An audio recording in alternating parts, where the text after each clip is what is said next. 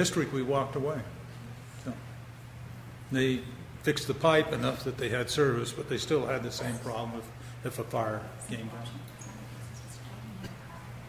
Well, I don't think we'd have to replace all these pipelines immediately. I mean, obviously, if they're not leaking, we don't have to replace them right now. So we've got lots of pipes like that in town that we need to replace, but it's not leaking. So it's on our even if you sent letters out there list way out in the future, probably. So I don't see it being a huge problem if we got a few requests in that they'd like to transfer back over to the district. Okay. Well, the district has been, as part of its pipeline replacement program, retiring these when we can. Yeah, exactly. When we go down a main road in Paradise and there's some little private pipeline shooting off here or there, we will try to work those into the whole project and transfer the services that are on that private pipeline to meters that are off on the new main and get rid of those private pipelines. And so there's been a slow process of attrition just as part of our regular pipeline replacement project to deal with these as well. Okay. Just like we've done on Crestview, Crestwood. Yeah, we did a couple of those, didn't you? Yes, there was a private pipeline on that project as well, and that's going to go away. Do we understand what is being sought here in regards to what Bob was saying? I think we do. We were talking amongst ourselves, and there's some edits that can be easily applied, I think, to capture that. But I think I'd prefer to recommend that we bring this back after some conference and some edits, because I want everyone involved, and it'll probably take a few emails around the room, if you will. Okay. All right, next. Those are good points. Thank you for bringing that up. I'll make a motion we table this to the next meeting. Okay. I'll second. All those in favor say aye. Aye. Any opposed? I do know that we have somebody in the audience that would like to speak to this item anyway. I'm number 4th on that list, 105, and I have a different set of circumstances because I believe because of PID's actions, you have taken ownership of the pipeline that serves my house. So I have written a letter with a drawing to show how that could have possibly happened, and I don't know if I can share that with you at this time. I can, and I'm not saying all private water lines are like that. There's a map on the back here. Thank you. Yeah, this might capture an additional issue that we could deal with before we bring it back. Thank you. Thanks.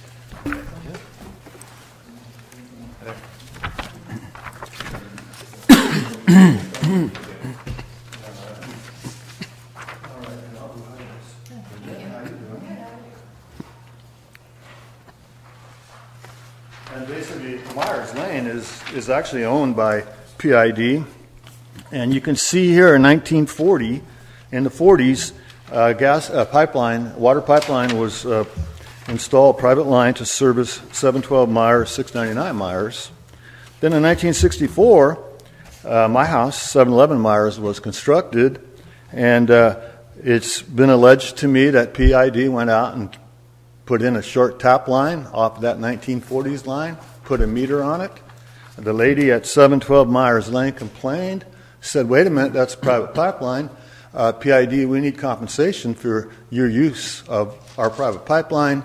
And this individual has stated that the PID representative in field said, when there's a water pipeline in the ground, it belongs to PID.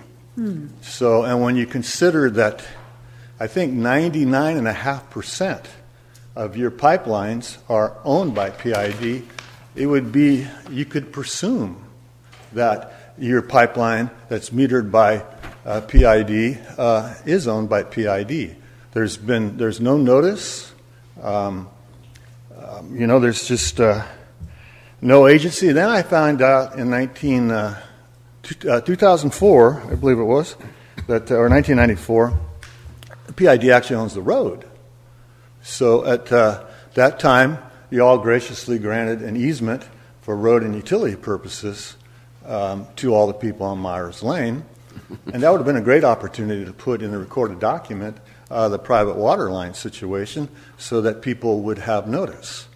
Further, I'm concerned that an agency when private improvements are placed on agency property, typically an encroachment permit is required for that authorization. So here's a private pipeline on PID property without any evidence of any approval, encroachment permit, any authorization to be there, and quite frankly, that results in trespass. That was eliminated in 1994, I think, when PID granted the easement.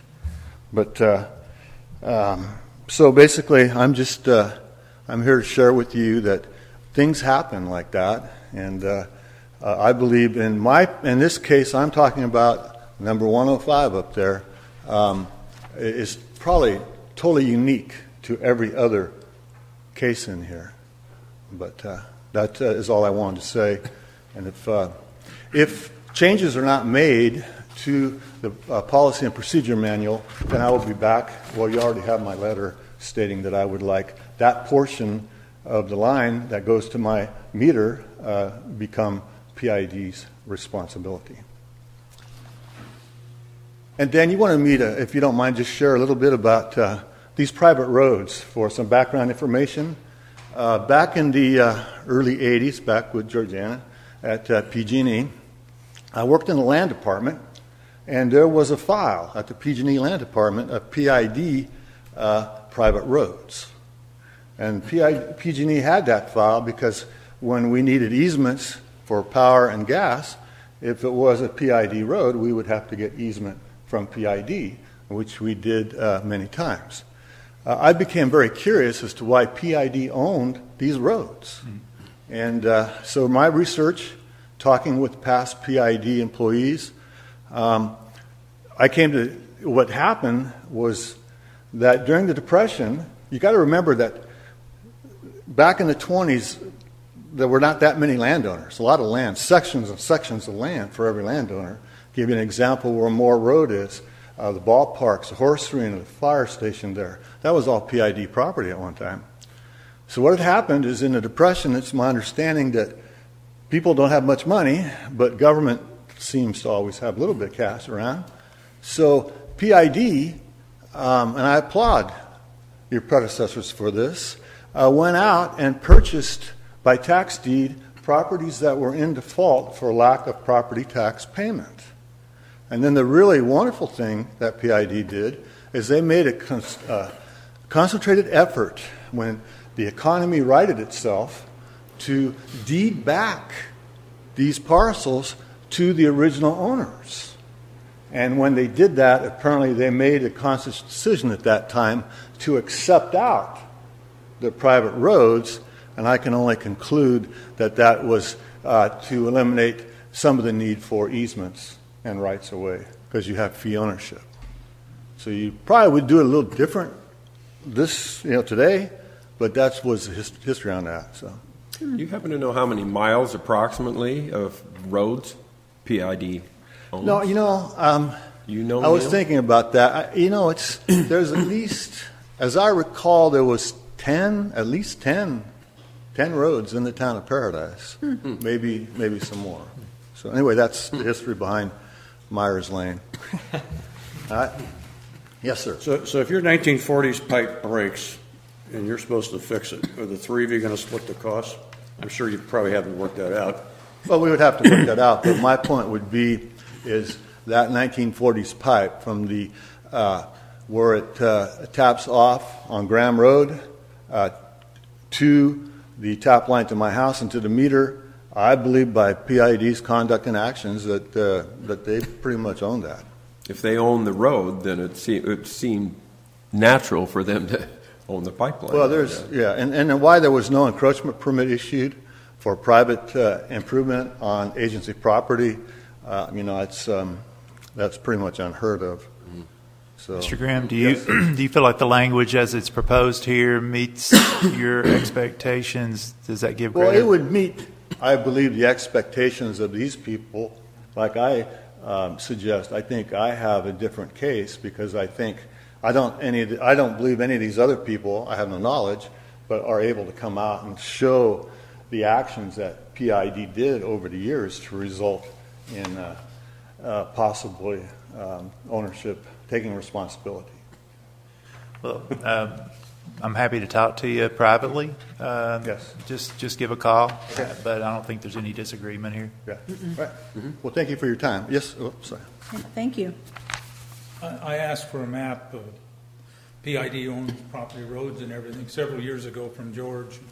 He produced it, and I went out and checked it, and I found paved roads, all sorts of things. But when I came back, nobody wanted to do anything about it or talk about it. Right. So, but should be in the record somewhere a map that was produced then. So I might even have it at home somewhere. All right. Thank you for your time. Thanks, Bob, for bringing this to the fore. Okay. Thank you. Thank you. Let's see. Looks like item V. Again, Neil will speak to this. I'm sorry. I'm sorry. I apologize. Ward. Yes, thank you. Not that I live and breathe fire safety all the time, but it is frequently on the forefront of my mind. And I see two properties that are over 1,100 feet from a main street. One of them is not far from the hospital, where we already know we need to do something about that line from a fire safety, fire flow, and pressure standpoint. So I'm thinking, if we're not doing anything else, we really need to attract those two streets, because if I was the last house on that street, 1,100 feet away from the main street, and I don't know how far that is from the hydrant, I would be looking at moving.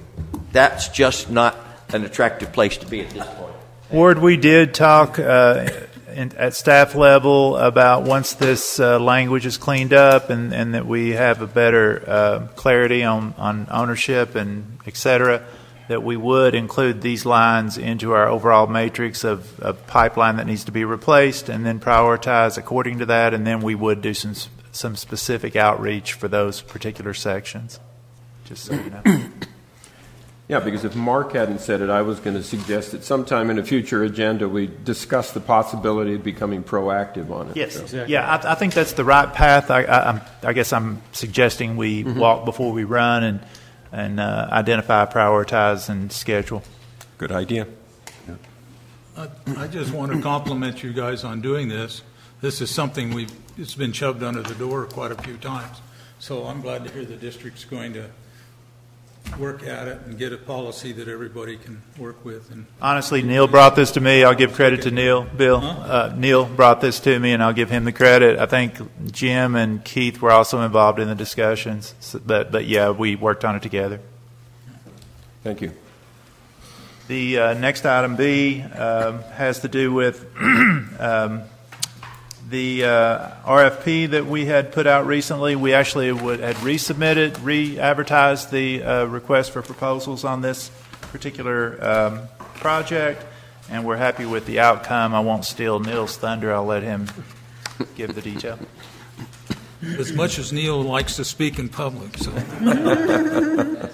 I did give him forewarning.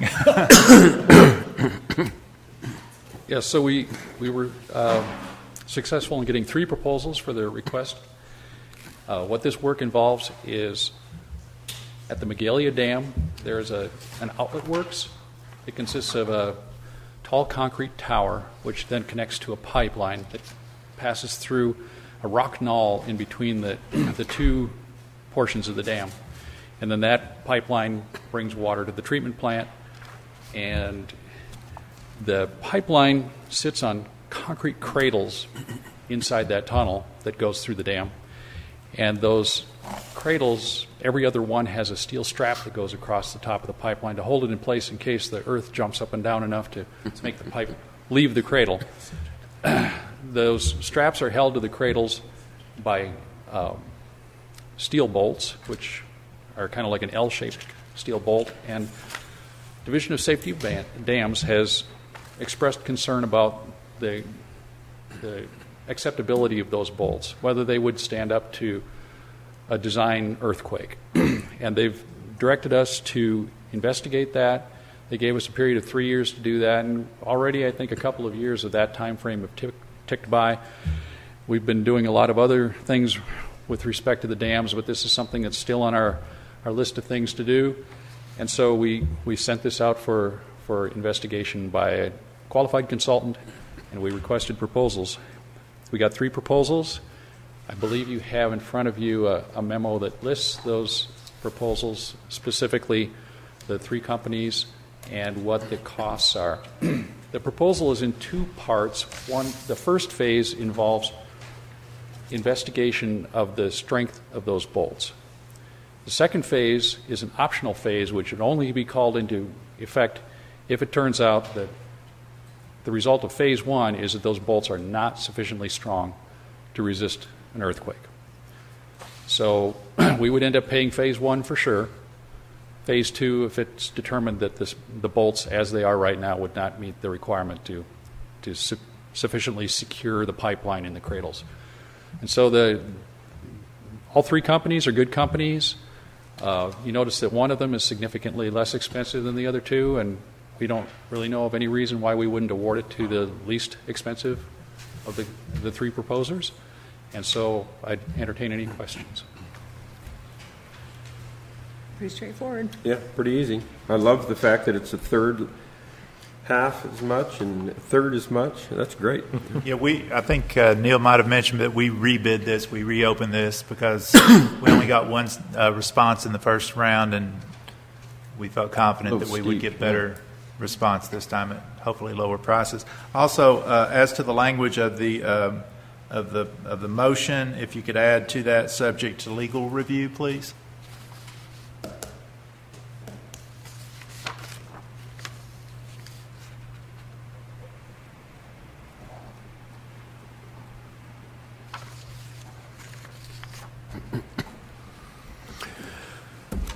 Any further discussion here? Anybody from? I just had a question. How many straps are there? I think there are 7. 7. Wow. You and I should be able 7 to go out big on a straps. Saturday afternoon and put the straps on. 7 straps? Okay. I know the bolt we're talking about because I've seen them out in the field. So, yeah. Anybody from the public wish to speak to this? Seeing none, bring it back for action. Okay. I move we accept the proposal from Waterworks Engineers for a not-to-exceed cost of $15,000 under Phase 1 and a not-to-exceed cost of $10,000 for an optional Phase 2, and authorize the district manager to execute the professional services agreement for the district subject to legal review. Second. All those in favor say aye. Aye. Any opposed? Thank you. C. On to C. So C has to do with a extension of an existing contract that is a legally required inspection, inventory survey of our dams. And Gentera has given this quote to us. They have been our consultant of record for this activity in years past, and they're a trusted contractor. We feel that this is a very reasonable rate. And it's somewhat of a short-term need, not an emergency, but the time is upon us to get this work done, and we recommend this action be taken. And I guess I stole all your thunder, Neil. Sorry. Did you have something to add? Please. Can we send it out again and make sure that Waterworks knows that Waterworks would probably not be qualified to do this task. The last thing that we had on the agenda was a structural engineering problem. This is a little different animal. But the price on this is very reasonable. It's actually $10 less than we paid to have this same task of work done in 1999. So, Wow. Considering inflation and its effects, this is a very reasonable price. This is, I think, what is referred to typically as a loss leader, that, a small thing will be offered at a very reasonable price in order to, continue a relationship. Who did it in 99? Gentera. Okay, so they're just pulling out the paperwork and Update it. No wonder it's cheap. no wonder it's cheap. Yeah, change the date and the signature. And any questions? I like the fact we're maintaining the continuity with Gentera. I think that's pretty important. I like that idea. Okay. Anybody from the public wish to speak to this? Back to the board. I have one additional comment, please. Mm-hmm. After consulting with Emily, it's come to our attention that this task 2 is kind of open-ended, and so we would ask that the language we would amend the language in this proposed contract that dictates that any task number 2 work, anything beyond the basic scope, come back before the board for approval. All you have to do, because you made the original motion, is say, add that to the motion. I don't think she's made it. I didn't make any motion. Oh, I'm This sorry. is this one. I'm talking the That previous was kind of a mouthful that could probably be better summarized, but Say that again? I didn't get that. Go with the one we got written. did you get that, Georgianne? I didn't get If it she either. got it, then all you have to do is say, with the With the- recommended addition. Conclusions. So anything above the basic scope, not to exceed 5,500, would have to come back before the board for approval. Does that make sense? It does. Task 2 is just if they find anything else that they didn't cover in the proposal, they provide Yeah. a fee schedule. They gotta So come- when your motion limits it to 5,500. Right. Task 2 comes into play. Right. So rather than have it unclear, I just suggest that anything above the 5,500 in task 1 come back to board approval. Unless it's within what it can authorize on its own. Right? And it may or may not be. Yeah. Okay, well, I'll make the motion. Authorize staff to extend the contract with Gentera Consultants for dam safety surveillance report preparation for a period of 1 year for not to exceed cost of $55.50, and authorize the district manager to execute the amended agreement for the district plus with the addition of legal counsel's advice. Thank you. I'll second that. Thank you. It's been moved and seconded. All those in favor? Aye. Any opposed? Thank you. D. Thank you, Board. So item D has to do with the automated meter reading infrastructure, the AMR infrastructure, and Jim Ladrini will be speaking to this. Jim's done an excellent job being the point person on this project, and we've had multiple progress meetings and planning meetings related to this project, and we'll be asking for basically cost to completion approval tonight, and I'll let Jim expand on that. I think you're all aware that we've had a pretty robust effort at changing the meter interface units, which is the radio at the meters. We're well along in that. We're probably well over 80% now. And so now we're asking that we look at maybe a final and probably as critical upgrade in the system. It's going to actually offer some benefits to us as well. But our infrastructure, which is everything outside of the MIU, that is what we're talking about right here. It includes the repeaters, it includes enhanced repeaters, it includes the final collectors before all that data that's collected from the meters is sent off for our billing and analysis for items like Aquahawk. So what it is that the biggest thing that I think is the most imperative thing is that the technology we use for that system to communicate is a 2G, a second generation technology, and we're going to lose that. We might have it until 2020. We don't necessarily, it's not a guarantee. And 2020 is right around the corner. We still have a lot of work to do that. What I'm proposing, if you approve this purchase, and I'm proposing that we start this in January, that will give us enough time to complete a good portion of the way that Zinner looks at how they would attack this project to get our part of the MIUs changed out. So once we're done in a particular area, we're done. The benefit is that our infrastructure really reduces in size drastically. Our enhanced repeaters and our collectors, our big collectors, that's the workhorse. We're going from 13 technically because one is inoperable right at the moment, but we're going from 14 to 5.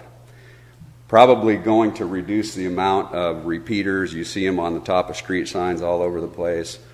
We're going to reduce that to some degree. That's the only one that we don't know how many we will reduce on that. We have about a little over 500 right now.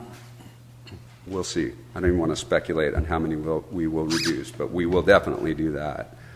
Our monthly costs will also go down, and I think we'll probably look later on how we communicate what provider we use for our SIM card that is in there. We'll keep, because that is an ongoing monthly cost, and we can change that out. We can see what other providers, but that's down the road, and that's not the major cost. The major savings is reducing the size of an infrastructure, which we already own actually 4 out of the 5 collectors. So we'd only be purchasing 1 collector because those other 4 obviously had failed, and they were the old Datamatic system. So Jim, I think you mentioned this, but this is a collaborative effort with Zenner and PID staff. We reduced the cost of the project by including PID staff time in the implementation and conversion. Yeah, and they were really great about that too. We asked for a couple of iterations on that where they did come back and say, if you do these particular points, they really need to do part of it. There's a part that we don't even want to touch. But there's a portion of it that we can, and that's exactly what manager is referring to there. So, and it'd probably end up ultimately 4 months probably. We have to really deal with billing, and we have to be careful how we change our system out, because we're going to knock that system out of the automated meter reading for a while. Then we've got to bring that back on board. We don't want to do that anywhere near billing, so we can't do it all at once, just consecutive. We're going to have to do a bit of it, pause, do another bit of it, pause, but that'll give us time to do our portion of it as well. And by the time that 4 or 5 months maybe is done, we're good. We'd have ultimately a brand new system. How far in the future do you think this will last then? I mean, because this one's going to be up in 2 years or less. What's the next phase? Of course, it's always hard to project technology, but are we good for at least 10 years? It is. Technology-wise, I think that we're not going to have a problem, because we're going into a 3G, which is probably, well, that changes, technology changes fast, but that's probably going to stay on board a while, especially in our area. Zenner is working on an upgrade that they could actually do an add-on component to that to bring it up to 4G if we need to. So that's definitely something that's in the work. They're confident that they're going to be able to do that. And so, I mean, we're talking years now, Dan, and I think ultimately what we're going to end up with, I suspect that we're going to end up with a really strong system that is simply just going to require maintenance really at the MIUs. Battery changeouts for sure. We know that. We'll be talking about that more. We're definitely going to have to do battery change out, but it's Jim, a pretty solid product. I might also add that it's an American company, American-made product. It's a publicly traded company, and so they're more reliable in regards to their financial standing. As you folks are aware, our previous vendor went out of business, went bankrupt, and so we did vet this group in that respect to try to make sure that they were on better financial standing.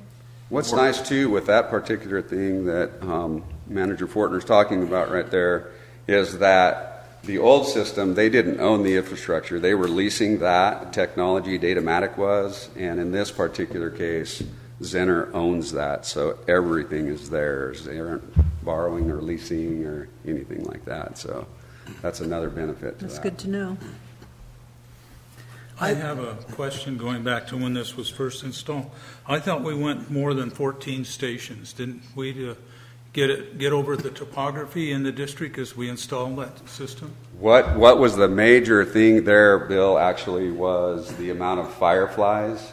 So we had enhanced repeaters in the the repeaters, not fireflies, the repeaters. So we had some.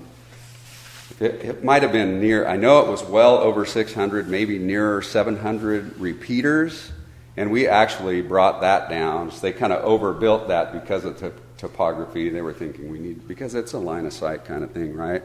And the Zenner product has twice the output power, so we can reach quite a bit farther. And we're finding when the old repeaters, Bill, that you were referring to, if somebody crashed into a light pole or something, knocked one over or stole, there were quite a few that were stole or just destroyed. We would just leave them out for a while and see what happened to the system. And we learned, yes, we need to replace this one, or no, we don't. And we actually found out that we didn't need to replace quite a few. Oh. So that's why I suspect that we're going to be able to reduce our amount of repeaters pretty robustly on that, I think.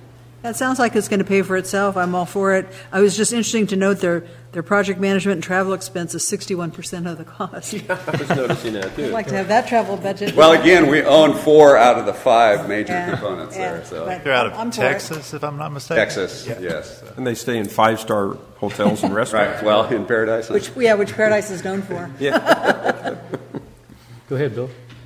Okay, on these maps, the photos that are in here, there's no topography map. In other words, there's no way you can see where this would hook up with other things. They may be powerful, but they still can't go through rocks or heavy trees. And so my question is, you're showing replacements going into this to make it more efficient, but there's no topography on it. In other words, are you going over a hill or not? And I can't make it out on this map. And to me, what happened last time was that all those extra got put in because they ran it, ended up the way the contractor was written, that the contractor had to stand that cost.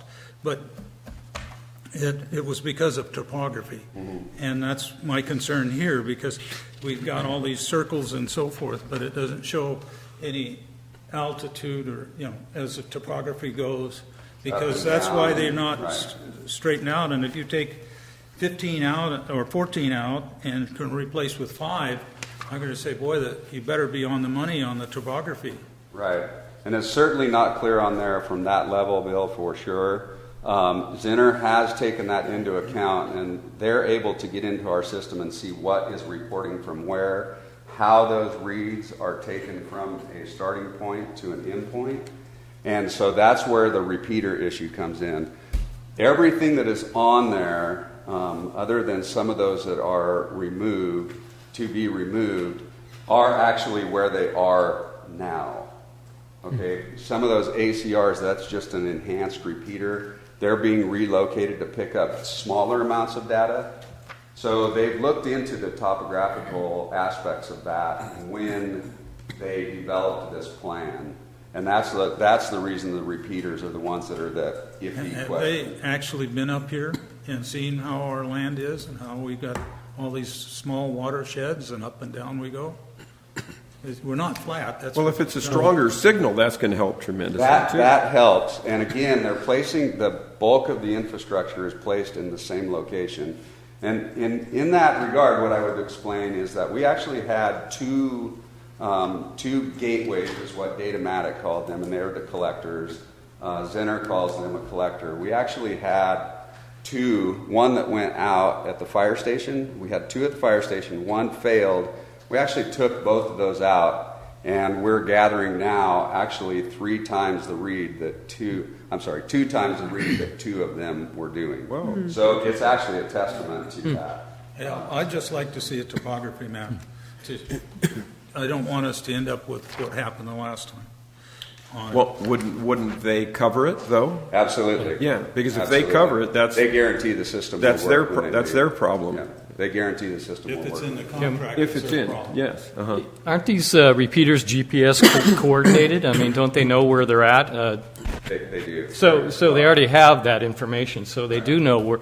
When we program them, we actually program GPS coordinates into each one of those. Whatever the equipment is, whether it's an MIU, which is nice for our mapping because we can tell where our meters are. The repeaters, their GPS. So the collectors. the information's they all have there, GPS to them, so. Is that X, Y, and Z? There's elevation on those GIS coordinates? Because that's the critical thing Yeah, in this I'm not discussion. certain, but I would think And also in the conversion project process, correct me if I'm wrong, Jim, but the old infrastructure will only come down as we replace it with the new. In other words, there won't be any gaps as we do the conversion. right, no gaps whatsoever. Exactly. Actually, when they put a collector in, what they do is they transfer that data over, and that's why we have to be after billing. They transfer that data over, making sure that that's there. If it's not, then we start looking at repeaters, and they're going to guarantee that that data gets to that point before we go live with it. They've actually been up here and seen the location. They have not been up here yet to look at. I I honestly would table this thing until you have study on the topography where these are going, so we don't make any mistakes like we did the last time. I hear you. What I would say is that we have a system that's reporting 99.9% on a 1 and 3 day reporting.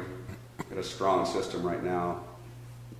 I would suggest very strongly that the collectors that we have that are Zinner at 4, that those are part of the reason, and that we're 80% through with the Zinner product on the MIU. And by the way, all of the repeaters are Zinner product as well.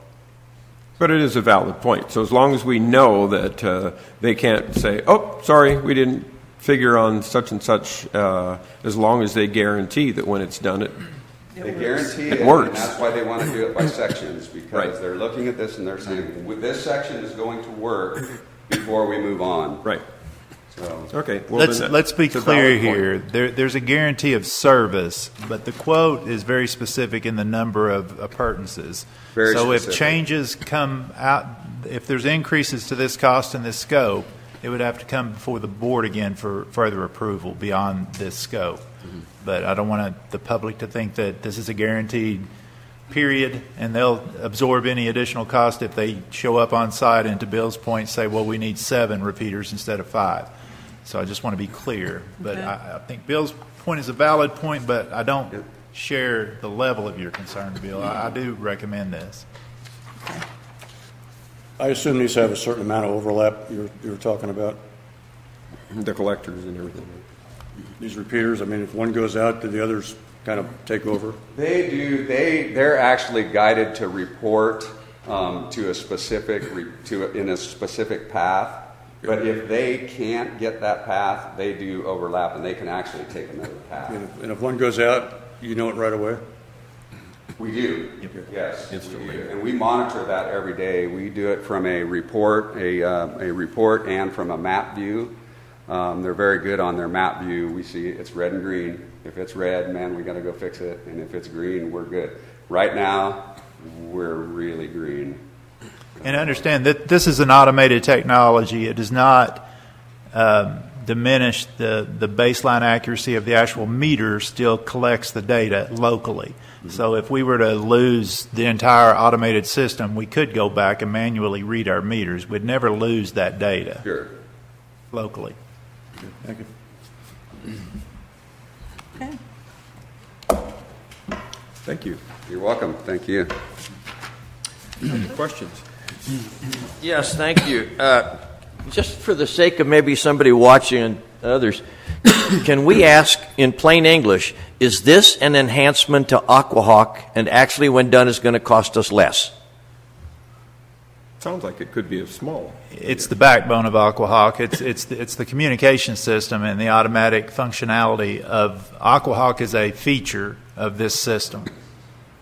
Does that make sense? I think that's a yes. Yeah. Anyone else? Bring it back to the board. The motion is to authorize the district manager to execute a contract with Zenner USA as described in the attached proposal for the upgrade of the Paradise Irrigation District automated meter reading system infrastructure in the amount of $43,650. I'll second. Excuse me, I'm sorry. We also need to add pending legal review. I apologize. Subject to legal for that review. language. Subject to legal review. Oh, that's okay. Subject to legal review. Subject, yes. And I'll second. All those in favor say aye. Aye. Any opposed? No. 4-1. Okay. E. Thank you, Jim, for coming in your interest Thanks, state. E. Item E is pipeline infrastructure, and we had discussed at our previous board meeting, and I've mentioned this also at when I presented to Town of Paradise Council the other week, and also at the meet and greet. I'm trying to get word out so we're as transparent and upfront about this as possible.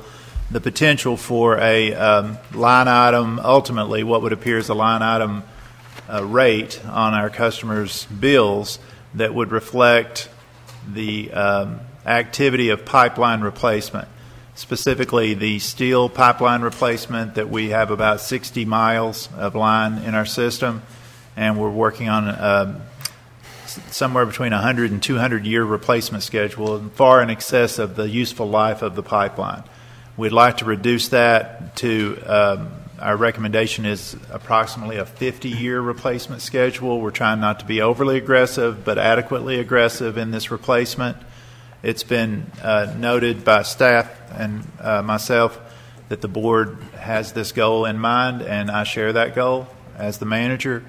It's the oldest, leakiest, least reliable pipeline in our system. And we're already doing a great deal of work in-house. Annually this year we will have accomplished about 3,000 feet of steel pipeline replacement. And that's been more or less the average year over year for the last 5 to 10 years. And that's a lot of work. You know, the guys stay busy doing that work. So if we went this route and got more aggressive in this pipeline replacement, we would certainly have to outsource more of the work and to contract labor. We would still stay on track, hopefully close to the same amount of pipeline replacement with PID staff. We have had a couple of meetings, and I wanted to give an update just of the activity that staff has done since the last board meeting. And we've, Neil, myself, Keith, and Jim Ladrini have met and discussed how we would shape this. And, of course, the first step would be to identify the most critical failure not failed, but potentially failed pipe in the near future, and that would be in somewhere between a 5 and a 10-year schedule. So we've certainly have enough, as it turns out. Pipeline already identified as our worst rated pipeline in this category to get us out to 5 years easily. And we're working on more of a 10-year schedule and trying to find the sweet spot of, it turns out to be about, give or take, 7,000 linear feet a year, about twice what we're doing in-house. So it's not a huge leap of additional work, but a lot of this is my effort to make transparent and clear to the public, our ratepayers, exactly what activities we're undertaking that might increase their rates. It would so we're fashioning the amount of pipeline that's in need of replacement, the highest priority, and then after we get that identified, and we're well on our way to identifying that pipeline using various metrics, including leak data, age, material, location, and then working with Kevin, we've discussed how to finance that activity. Obviously, you can't do work and not pay for the work. And so as we look at a 5 to 10 year window, we could conceivably borrow X amount of dollars to capture that activity cost. And then there's different ways we could finance it. We could borrow money, and we could amortize that payback over, say, 20 years, 30 years, and well less than the useful life of the replaced pipe. But and then apply that, allocate that cost across our customer base on an annual basis, but a amortized basis. So it's like a mortgage, if you will, that monthly payment. And it turns out to be a rough, loose math, I think, was around $3. $5 million worth of debt over 20-year amortization is about a $3 a month increase, flat over all customer base. So, and that's not a small amount, but we're trying to achieve the goals of the board, which is we are also trying to share that goal with our public, with our ratepayer, and working together as recognizing the fact that the public is in fact the owner of this district and at the top of our org chart. But in the effort to be transparent and upfront to achieve those goals, obviously you have to pay for the activity, and that would get us, what was that calculation? Was that a 5-year capital expenditure? That's what we assumed. We could get 5 years worth of pipe projects in for about $5 million, $1 million a year. And that would get us well on our way to that 50-year replacement schedule that we're trying to achieve. And it's money well spent, it's smart investment, and we're trying to make it both wise, calculated, scientifically arrived at in regards to how we're ranking the pipe and the need, and smartly financed with the least impact to our ratepayers while also being transparent as an individual line item on the bill. So that's our goal. We're still working on it. It's a work in progress. And I just wanted to share that with the board, the work and the activity that we've undertaken since the last board meeting. Okay. What I would like to do maybe is go talk to the public and see what their thought is. Rather than borrowing the money, just add it every month and set it up and so that each year we pay for that 7,000 feet every year. Instead of borrowing millions, paying interest, et cetera, on that, and then have them foot the bill, including interest, why don't we just pay for it as we go? Pay as you go? Yeah, pay as you go. You know. Well, there's any number of ways of doing that. We would have to obviously be respective of the amount of money that we have in reserve, and because that's what we would be tapping. Right. And then certainly consider that expenditure as we move forward in regards to implementing scheduled rate increases and potential future rate increases. But we have to capture both goals. I would argue that we continue to fund, and Kevin has his final budget presentation tonight, and he'll speak more in depth about this. But to capture that cost, in a smart way, and still fund our reserves while achieving this goal. Thought? Does $3 a month in your loose math represent pay as you go? It represents paying for the activity. It represents borrowing that money at a fairly low interest rate. I think the going rate at this today is around between 2% and 3% from our available sources for financing. That is a reasonable rate, certainly in today's economy, and that's an agency rate, if I'm not mistaken, that's available primarily to agencies. Yeah, so we can borrow. I mean, there's multiple ways we can borrow. We can borrow just by issuing bonds, which is normally for larger projects. We can go private placement, which is going to private banks, asking them just to loan us directly the money.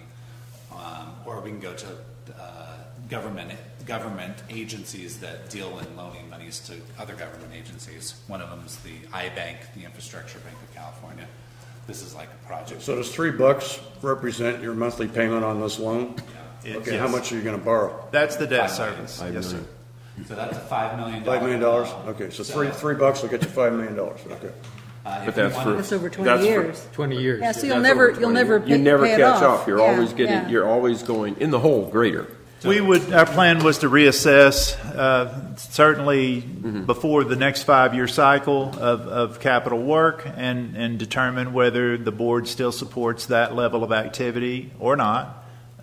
So yes, that $3 would be on the books, if you will, for those 20 years. But obviously you're also paying it down as you do the work year over year. So it could be a rolling $3. It could be an increase or a decrease. You could decide as a board to stop that activity after 5 years. Obviously, the debt remains for 20. And so if it was really pay as you go, like $1 million a year, that's like about $8 a month for everyone. Yeah, so if they wanted to pay for it now, right? So no debt, no interest, no long term. Right. There's two ways though you can think of financing capital projects for a district. You're replacing infrastructure that's going to be good for X amount of years. Let's say 50 years. Should that be borne upon the ratepayers of today, or should it be borne on the ratepayers that are going to be using that for that 50 years? Obviously, you can't finance it for 50 years, but so there's different philosophies, and so you're not just thinking about putting yourself in debt. It's who is responsible to pay for this over the life of that asset. And should it be borne on the ratepayers that are just now, that they're going to pay for 100%, won't get the full use. And then the person that moves in tomorrow doesn't have to pay for that. But they're going to pay forward for the next 50 years. Yeah, because then in 5 more years you've got to borrow $10 million, and then 5 more years. Everybody's paying forward for the next group.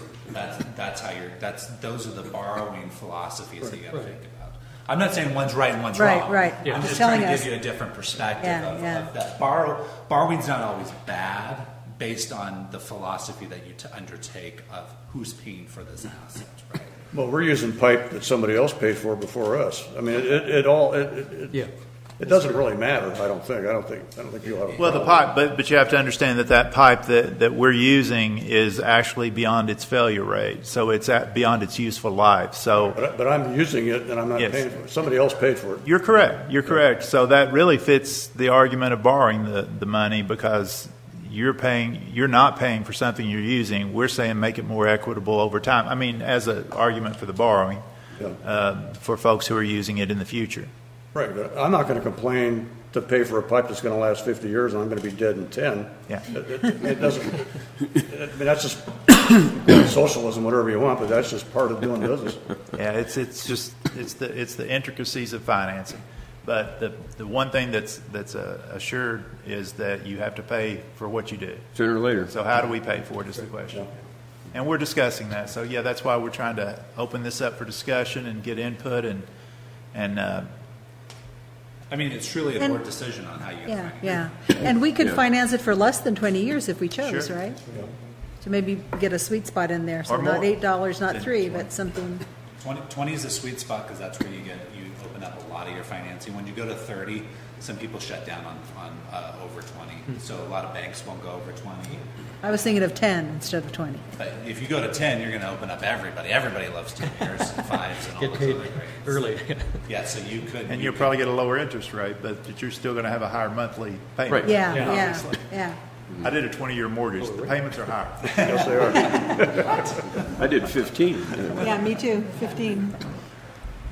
So it's just for discussion, but it's also good to get input so that we know where the board's flavor is, so that we can kind of maybe structure this so that it is more palatable to not only to you guys, but for you. You're going to be the one selling it to your customers. To the public. Right. And no one wants increases unless they know that it's for value, is what I always like to say.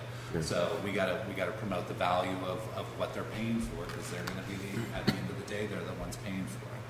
So you gave us this $3 a month rate. Maybe you could play around like what Ann was saying, maybe a couple other options just so we could look at some. Absolutely. See, my personal opinion would be go $5 a month, pay as you go, always just bump it up. Whatever you could get done for And it's $5 gonna- a month. Whatever you can get done for Till you get $5 a done. month. We can Sell it to fashion the some public different and scenarios. Yeah. Forget I the like that loan, too. you know. Yeah. Absolutely. Because it's going to take us 50, 60 years to finish anyway. We'll all be gone. We'll be with Jesus. No, they're going to take 50 or 60 years. Anyway, but yes, thank you for opening that up. Yeah, So happy to. we'll give you guys some scenarios that you can look at based on the feedback that we've gotten, and we'll continue to fashion this to meet your guys' desire. Great, Before I thank open you. it to the public, any more questions here? Yes, thank you. I hate to take up so much of your time, but if I think we're back on the point of where we don't have fire flow, volume, or pressure, and this will help solve that. Mandy's not here tonight. I don't know if she's watching or not, but I think there has to be some way before this hits Saturday's paper that all we're doing is going to jump up the water bill by $3 as to how important this is, as to what we can actually save by doing this. Long term, if we're not putting in those larger meters, when that next fire comes, we'll be sorry. Yeah. And we've already spoken about this a couple of times.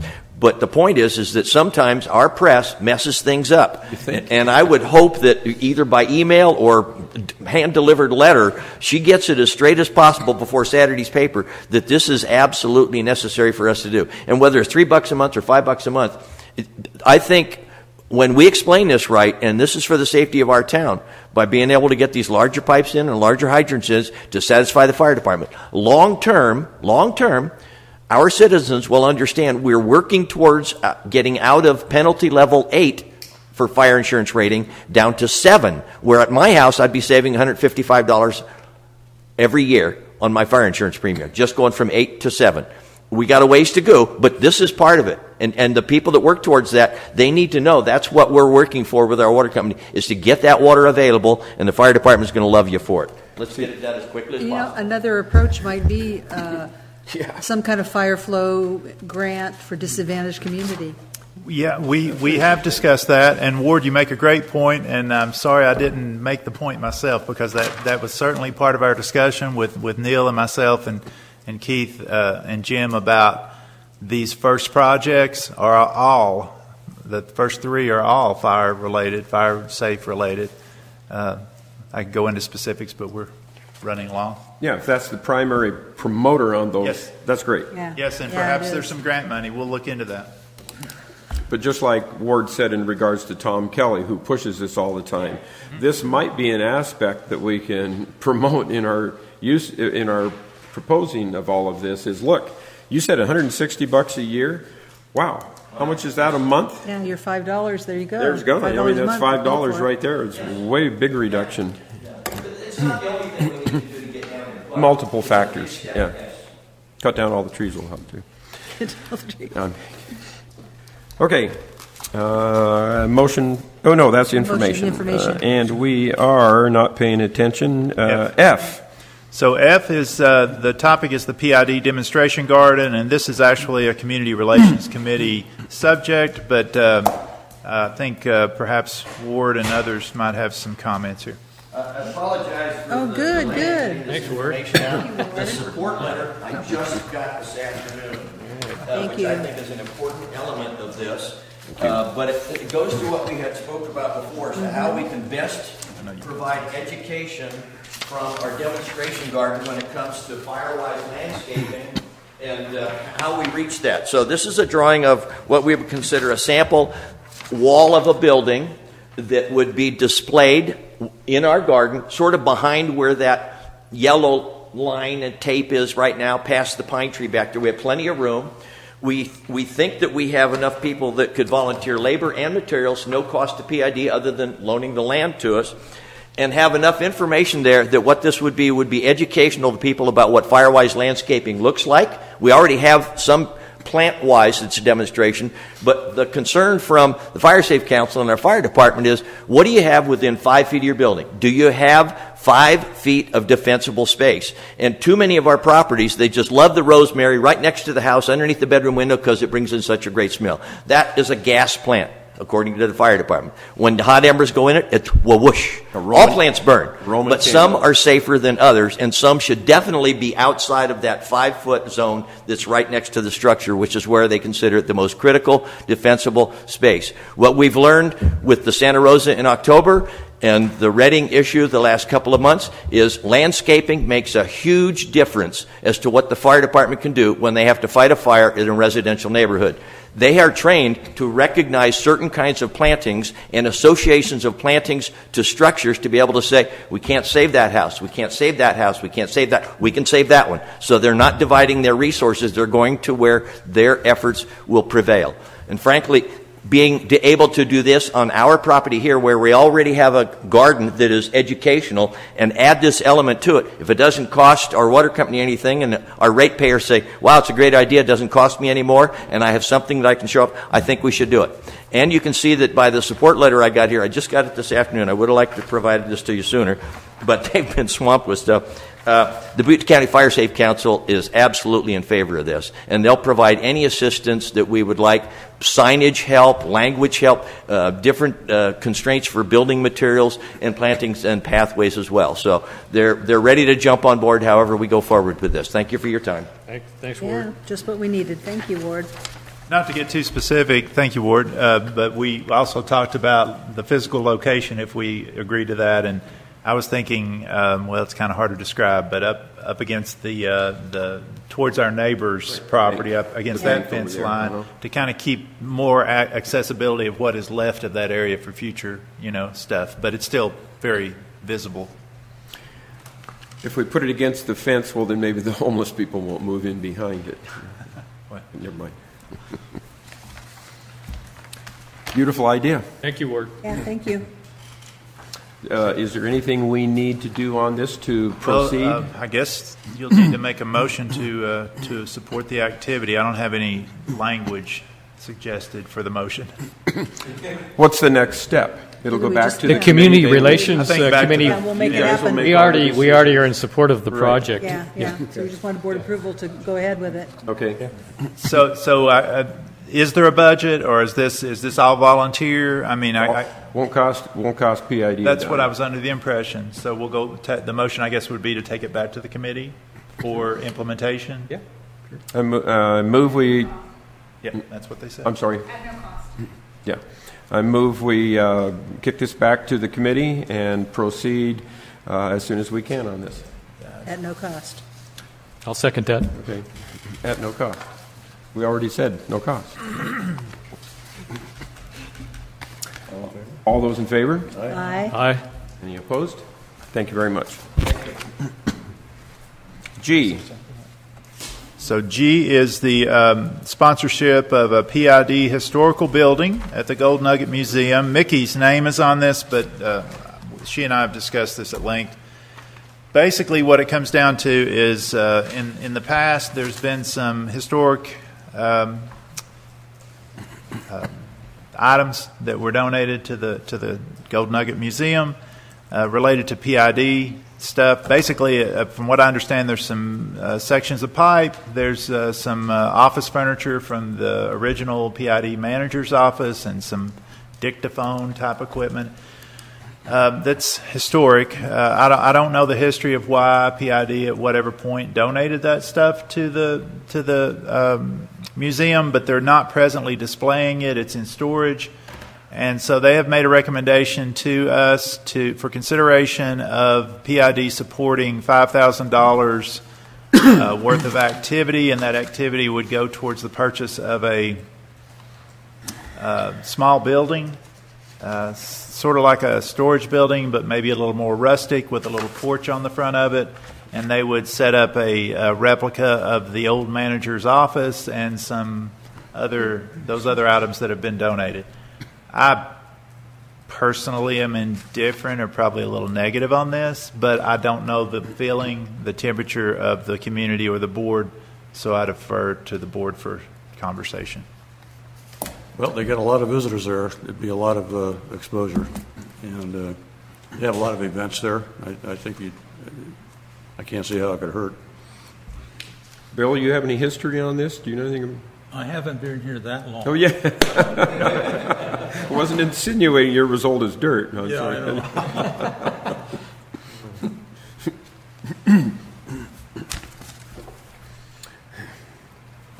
I know the Gold Nugget people want to do a good job, and it's mostly volunteers there, and they've really worked over the years to keep it together and keep their costs down, and have done a lot of little projects that have added up to a great deal. But I don't know, did they get the tools in a shed finally, or no? That was the last project. No, they didn't. They didn't. They lost it. They lost it. They lost them all. Oh, but it's mostly volunteer help down there. It is, yeah. I was on that board for a number of years. It was good. They were a good group of people. Yeah, I think it'd be a good opportunity for the district to get a little public education out there. I think the cost is a little bit high, but I bought one of those storage sheds, and they run from $3,500 up to $5,000. So they're in the ballpark there. So, yeah. But when I first moved up here, it was like, what's the history of Paradise? And I had a hard time finding the history of Paradise.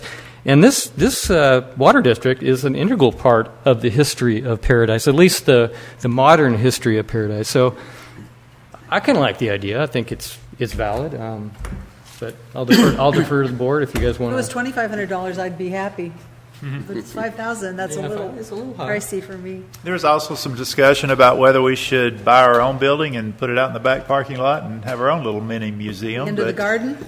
Maybe next to the garden. No, I think the museum is the place for it. It's just the price tag. I kind of could we go halves with them instead of the whole thing? Like I said, they got a lot of visitors there. They struggle to to survive too. I know. I wonder. What about donations? Is there any way we could? I was going to say if we could, it could be built for less than 5,000, but it would just take all volunteer help because the materials are going to cost a couple thousand. Yeah. So maybe we can, over a period of time, tell them that we can within our group try to get it together. And of course, I'd be happy to spearhead it, but. I would help, and you're right. The kits are cheaper than buying the structure already built. Yeah. So you might be able to get a kit for I can get half the supplies cheaper than you can get the kits. Yeah.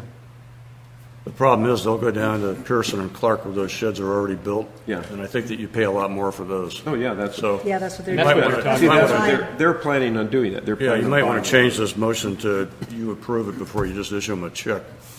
In other words, shop around.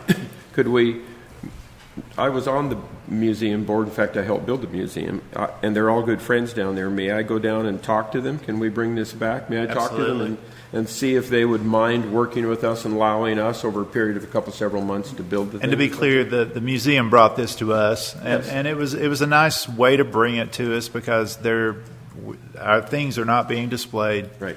and so they're offering to display them. And but yeah, I'm happy to table it if that's what you guys choose. Further discussion. I mean, for further discussion down the line with Yeah. the. With the Not that we're against it, just the price is a little steep. so Okay. would you like me to reach out to him then, Dan? Well, how about you and I can? We'll do it together. The Dressers are real good friends. I've worked with them Great. for 30 years, and he was on the council with me and so on. So, Great, we'll do that. okay. Sounds like a Motion to plan. table it or just table it? Can we just, by lack of a motion, we're just going to move on? Okay. Public. Oh, I'm sorry. We Sorry, the public. The because we public. tabled it. Ward's you can just getting nervous. Sit on the table Thank until you. next month. It's not that important if you take a vote, but timeline thinking, Days of Living History, which is this fits into, Days of Living History is the second weekend of September. So you got like 11 months to be able to make this productive. year. Yeah. But I really appreciate your question. This is not directed at you, but I'm going to read something to you, and then I'll give you to my one and only copy. Office of the Board of Directors of the Paradise Irrigation District, Paradise, California, August 14th, 1916. The Board of Directors of the Paradise Irrigation District met at their office at Paradise, California on the 14th day of August, 1916 at 10 o'clock a.m. as a Board of Equalization, due notice having been given as required by law. There were present directors C.M. Burkett, President, James Pearson, W.T. Ogden, M.F. Carroll, and E.K. Ellsworth. Also, Richard White, attorney for the board, and G.C. Billy, secretary. The secretary presented to the board affidavit of publications of notice of meeting, which was ordered placed on file. The board proceeded to consider and equalize the assessment of lands in the district. On motion, a recess was taken until 2 o'clock p.m., at which time the board convened with all members and the secretary present. The board proceeded to consider the matter of the assessment. The board adjourned to meet August 15, 1916 at 9 o'clock a.m. G.C. Billy, secretary. My one and only copy. Thank you. There's some history for you. All the names we recognize there. Isn't that something? Pearson and... I can tell you where I got that. But if you put this shed up, and you put a sign on there that you wanted to come here for more education about what's going on. There we are. I might tell you where I got that. Isn't that neat? Yeah, at least 3 names in there of streets in Paradise. Yeah. And just that Pearson, yeah. That's great. Interesting. Thank you, Ward. Anybody else wish to speak to this? Thank you very much. H is the proposed trail from Magalia, I try to say that correctly, Reservoir to Paradise Lake. And this is an informational update and discussion. So we met, the Lake Committee met down there on site at Paradise Lake, and it was a well-attended meeting. And our Butte County Resource Conservation District representative was one of the key speakers to this particular agenda item. And there's some attached maps in your packet that show a potential layout of that of the referenced trail. It crosses multiple property ownerships, and the gentleman that proposed this to us has successfully shepherded other trails in the area, similarly down in Chico and elsewhere, and he has offered to assist us in the planning process, which is outlined on in the agenda as well. There's pros and cons here, certainly, and cost attached, significant cost. Certainly, I'm sure there's perceived benefit. I would remind the board that our core mission is treating water, treating potable water and delivering it responsibly and reliably and at the least cost to our ratepayers. And I only bring that up in that, recreation is a wonderful thing. My wife and I go up to Paradise Lake just about every weekend and walk around the perimeter of the lake. It's a beautiful place to go. We employ staff, presently two full-time staff, to monitor and patrol the lake and the recreational areas that we presently manage. And this would be an expansion of that. So part of the consideration would be, what additional staff we might need to patrol it, how we would partner, a lot of challenges. There's the aspect of opening up the area in general to further foot traffic and access, ingress, egress. And the gentleman from the Butte County Resource Conservation District, the way he proposed this to us was as a benefit in that regard. In other words, more eyes and ears seeing the folks that are doing the wrong things and reporting them. Honestly, I'm not real high on this, and this is just me, and certainly the board will make this decision, and I'll support it if they disagree with me, but I'm not recommending this. Bob? I tried to read the map. How long is the trail? That's a good question. It's about 2.5 miles. 2.5, that's it? 2.5 miles? That's the distance between the Magalia Reservoir. Paradise Lake, you don't realize it from being around it any place else, but it's rather short. Okay. Yeah, as the crow flies, it's not that far between. I read somewhere it's a 4-foot wide trail. It's going to be a pretty narrow trail. It's going to follow the ridge top, as I understand it, between the 2 points. And you propose to put bikes, hikers, and dogs on the same 4-foot trail? Well, but dogs are not presently allowed, and we would continue to not allow that. But the 4-foot certainly discourages the use of bicycles, so forth. But that doesn't mean that they would be prohibited. They would be allowed. So yeah, bikes, non-motorized bikes. So bicycles and foot traffic would be the predominant users. We got to maintain trash pickup. Does it need an outhouse? Yes, and yes. That's what I mean. You're expanding the existing infrastructure. So yeah, if you go down and walk the perimeter of Paradise Lake, it's beautiful. Again, I love it. But yeah, there's outhouses and all the maintenance that goes with that. There's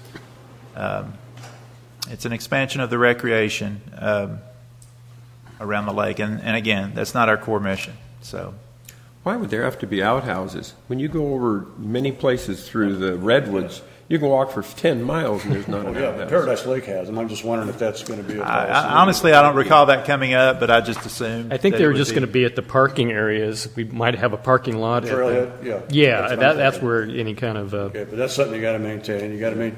Somebody's got to trim the trail once a year. Well, when the trail starts, it's on a road. That underneath it is the bypass pipeline. So there is a road up to the diversion dam.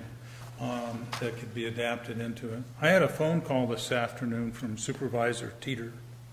He says there's some Butte County money available, anywhere from $2,000 and up, that's in a special fund for trails. And of course, Doug Teeter, ever since he's been a supervisor, has been promoting trails throughout the county and getting them. So there's money from the county.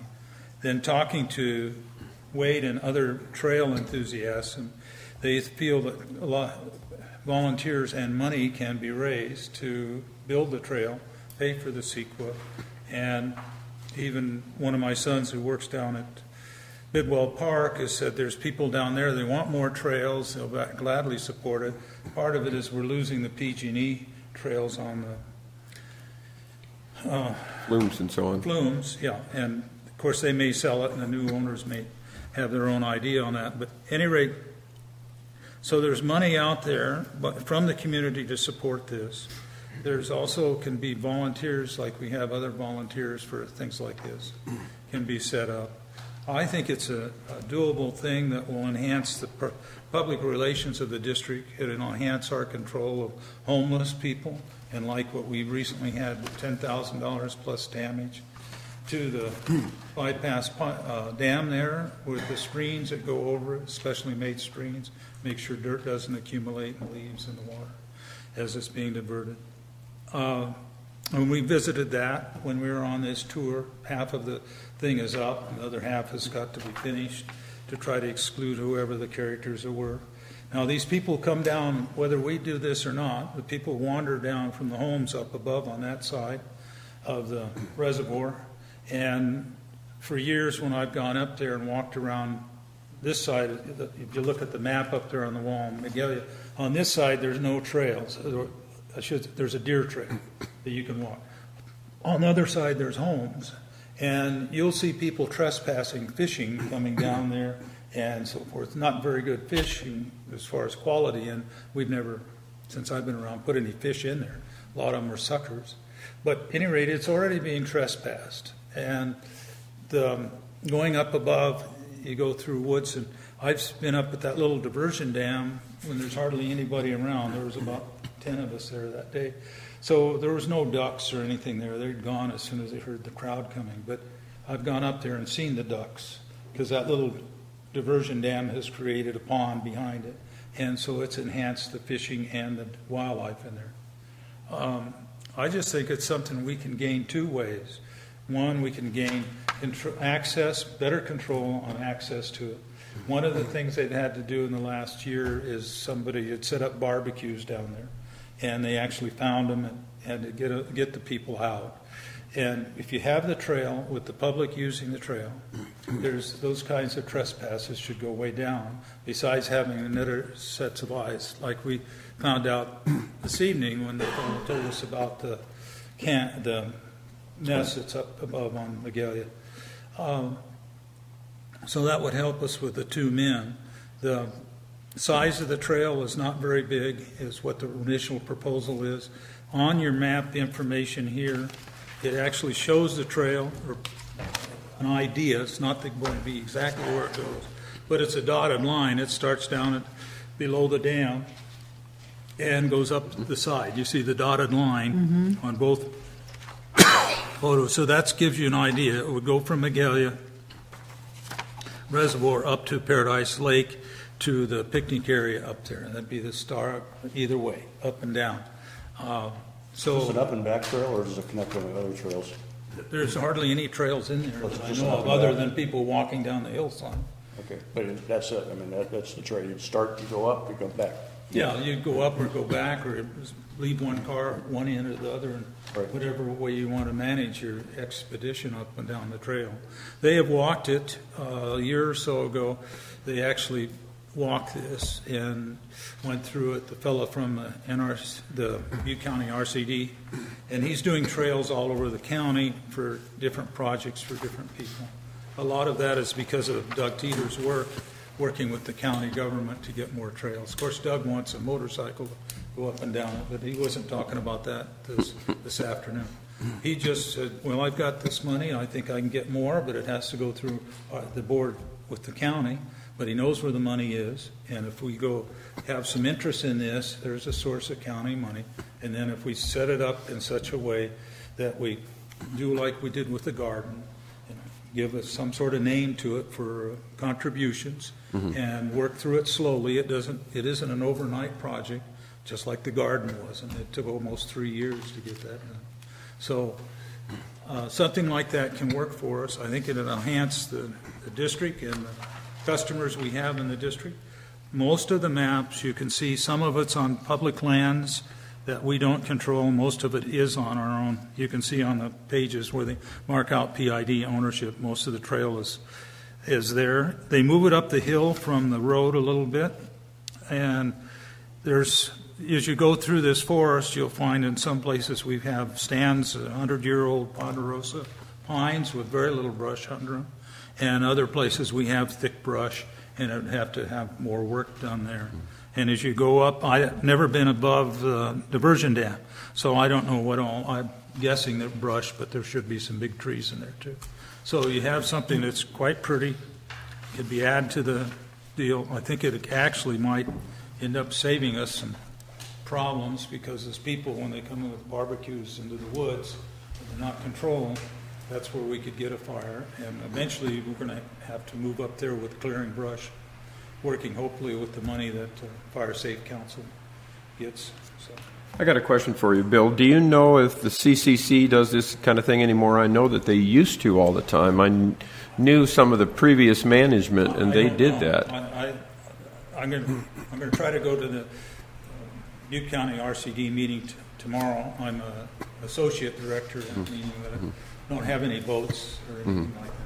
But and tell them what about the county money and ask for more information. All I'd like to do tonight, if we can, is say let's go and look into it some more, get more information. It's a long-term thing. We've been talking about it now for at least 2 years. So now we've got some money coming, and we have a new manager. I don't always agree with what he wants to do. But that's all right. But we agree respectfully, or disagree respectfully. Yes, right. We haven't had any problems there. We communicate pretty well. So, at any rate, to work on it slow, get more information. Emily wants to talk now. Tell us how. You're going to tell us it's going to rain and Right, yeah. snow and everything else. No good news coming from over here. It won't surprise you that from my perspective, liability comes to mind, and that once you undertake this obligation to maintain an area for public use as opposed to people using it without your permission, what does that do to your exposure for claims, for injuries, for damage, those types of things. So while you're gathering the information, I would just suggest that you talk to Aqua JPIA and find out whether those types of claims would be covered by your current policy, whether you'd be required to amend those policies, or whether you'd be out on the skinny branches by yourselves. That's it. Something to pursue. Emily, how would this be different than the trails that people walk at Paradise Lake? It may not be, Okay. but they may have some requirements as to how you maintain it or the size of the trail, or you may not be covered at Paradise Lake. I don't know. I haven't looked into that, but I would just, and you may decide that it's worth the risk or it isn't a sufficient risk. All that's fine. I just suggest you find out where you stand before you go too far down the road.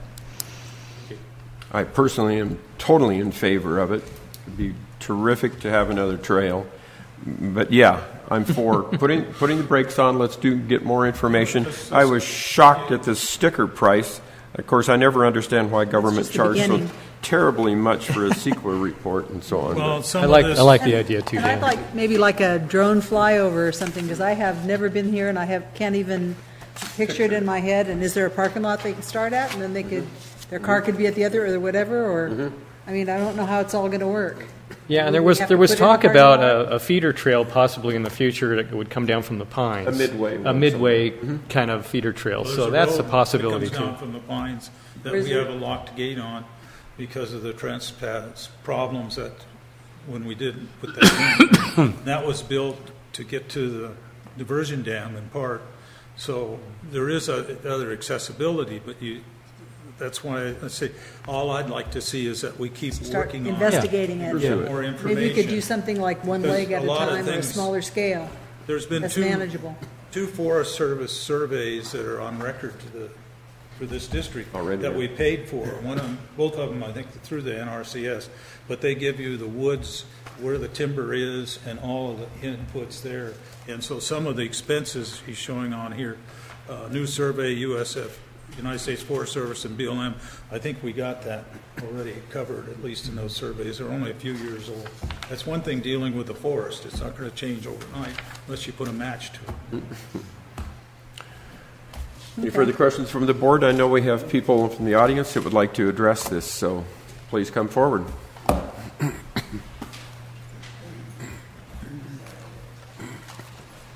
Good evening. My name's Tori Feldhaus. I've grown up here in Paradise. Pretty much, I'm very active into mountain bike riding. I'm a member of multiple trail use. Chico Velo Trail Works, I'm part of that, and the Sierra Buttes Trail Stewardship. And we have a pretty good volunteer group, and what we do is we go out and build trails and maintain trails. That Paradise Lake area, it's been pretty special to me. I ride my bike. I go up there all the time. I see the no trespassing signs, but I'm always like, how come we can't connect these two? And lately that's been like my goal. Like I work with, I don't know who you worked with directly at Butte County. Was it Thad? Yeah. Yeah. So I work with him quite a bit, and I was kicking this idea around with him, and I'm happy that it's kind of like made it to this point right now. So On that west side going up, there's already a trail that goes up past the diversion spillway there, and I've gone down there a couple times, and yeah, there's been the homeless people that are camping down there, so I'm always like, oh, got to get past them pretty quick. But going along that west side, it gets down to the creek, and then on an old skid road and a trail, and then I've connected it from the other side on the east side, and it comes in, and there's only a little quarter-mile gap of like thick vegetation that it needs to go through to punch this trail through. So I think when we're thinking of these trails, we're thinking like the PID road trail, that we have to have porta potties all along there. We don't need that. We've got single track. If you've been up to the POA area up above Magalia, we've got single track through there. And granted, that's on private property. Go to Bidwell Park, we've got single track trail out there. The liability thing, that's something you guys are probably going to have to look into, but maybe like a use at your own risk and figure out like how that's going to work out for everybody. But I really think that being in this community, we have places to go explore and adventure and recreate at, and it's a real downer for me to see we have so many young people in this community not getting active, not getting out and taking part of like this beautiful area that we live. I see and hear too much into like the negativity of like, oh, there's nothing to do in Paradise.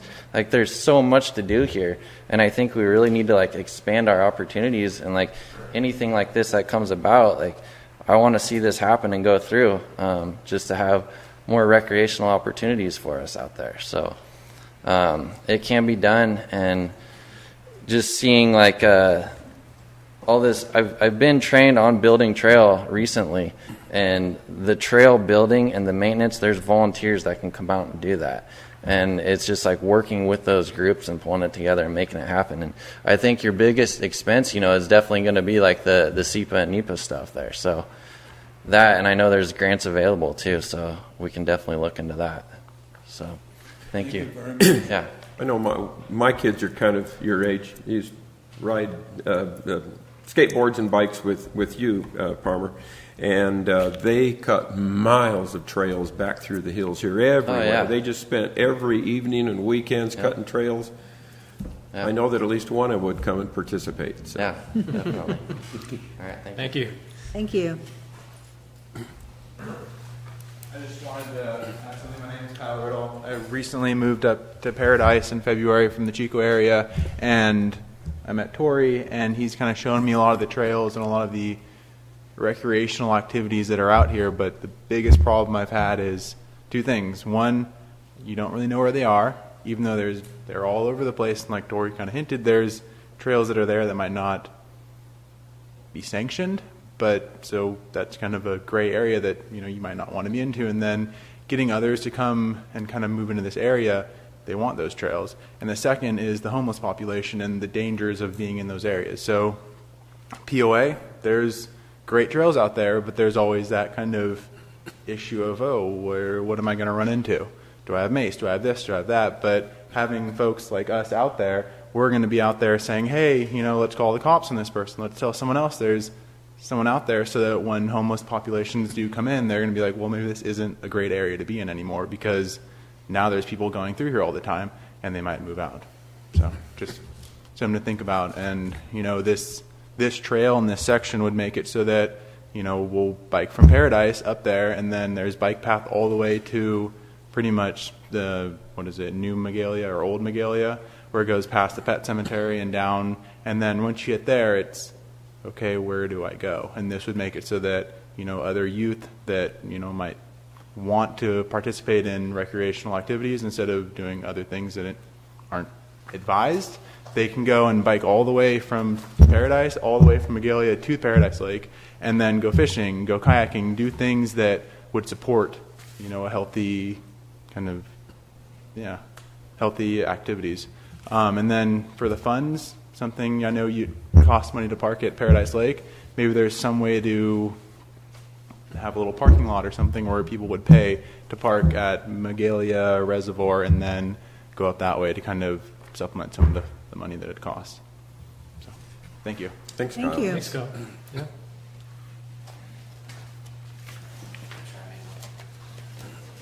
I think the benefit to the trail would be you're going to provide a sustainable vantage to see your lake, and you'll be able to get around it and know what's going on there. Right now, you guys, didn't know about the stack of dirty diapers on the private property above your lake.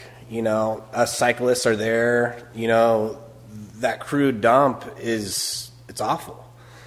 And if you guys make it a priority to educate and have strict rules like Paradise Lake where, hey, you can come here, but you got to follow X, Y, and Z to do this. Same with your access around the lake. If it's stringent and say, this is what must happen here, this is what this trail is for, then you can improve the quality, the safety, and of your guys' product. Because basically what's happened is it's like a anarchy environment back there. There's no regulation. It's limited access. You guys really have no idea what is back there, how to get back there. It's tough, rugged country, but with a couple little deer trails back there, you can have surveillance on that lake in a matter of like a couple hours. You could do a loop, check the perimeter, make sure it's safe, get out of there, And so I think that's the quality that you could bring to the lake if it's put in there in a proper manner. If the rules are in place and say, hey, look, this is what has to happen here, and making sure that there's follow-up behind it. PID is going to have probably a cyclist or something to go on these areas and monitor, the trail, like you were saying, but it'll increase the quality, I believe. So we'll just ask you to do that. That's all. Yeah, you'll have citizens as well. There are routine cyclists, like we're up there, all the time, and so we're willing to do that as well. It's unfortunate to see the direction that area has gone into. It's really turned into a no man's land. It's kind of created its own habitat where it's just not really doing anything. It's just dead land. It's kind of landlocked between Forest Service and private property. There's existing trails that people are running their dirt bikes on, motor vehicles that go back and forth across the watershed that, nobody can get back there to see it because it's all landlocked. And there's not the real people and resources to get back there and do it. So what better than the public citizens to participate in there? So I think that's the key thing for, the public's safety and wellness of it. I think that's increasing access. You bring fire safety back there. Basically what these guys are cutting in there is almost like fire lines. Essentially they're little tiny trails that, you're taking out dead snags, reducing fuels along these areas so you can see what's back there. And Robert, I agree with you, Robert, that I think that if we had a maintained trail, that it would pretty much curtail a lot of the activity of the homeless and the dumping and so on, because my wife and I do hike the flumes all over and other trails around the Paradise and so on, and all of those recognized trails, there's none of that. Yeah. It just doesn't exist. Mm-hmm. So yeah, because they know that they've got no privacy. Right. Yeah, I think if you take a trip back there and look at some of the, what's being catered back there, it's not good, and I think it's an option, to consider. So.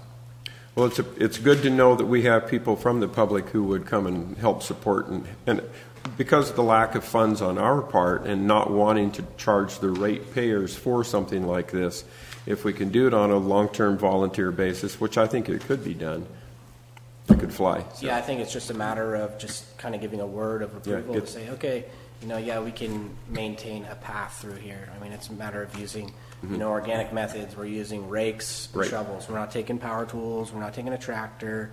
It's a sustainable hobby, and that's how you want to access the lake. And if you educate the public on, hey, this is how we can move into the future and appreciate our resource sustainably. Hey, here you go. Here's, some info, and share that with everybody, and this is what we're trying to do versus, hey, stay off of our land, or, that we can't really, we're not taking care of, it's just this kind of. Thank you, Robert. Catch. So anyways, yeah. Thank you. Thanks.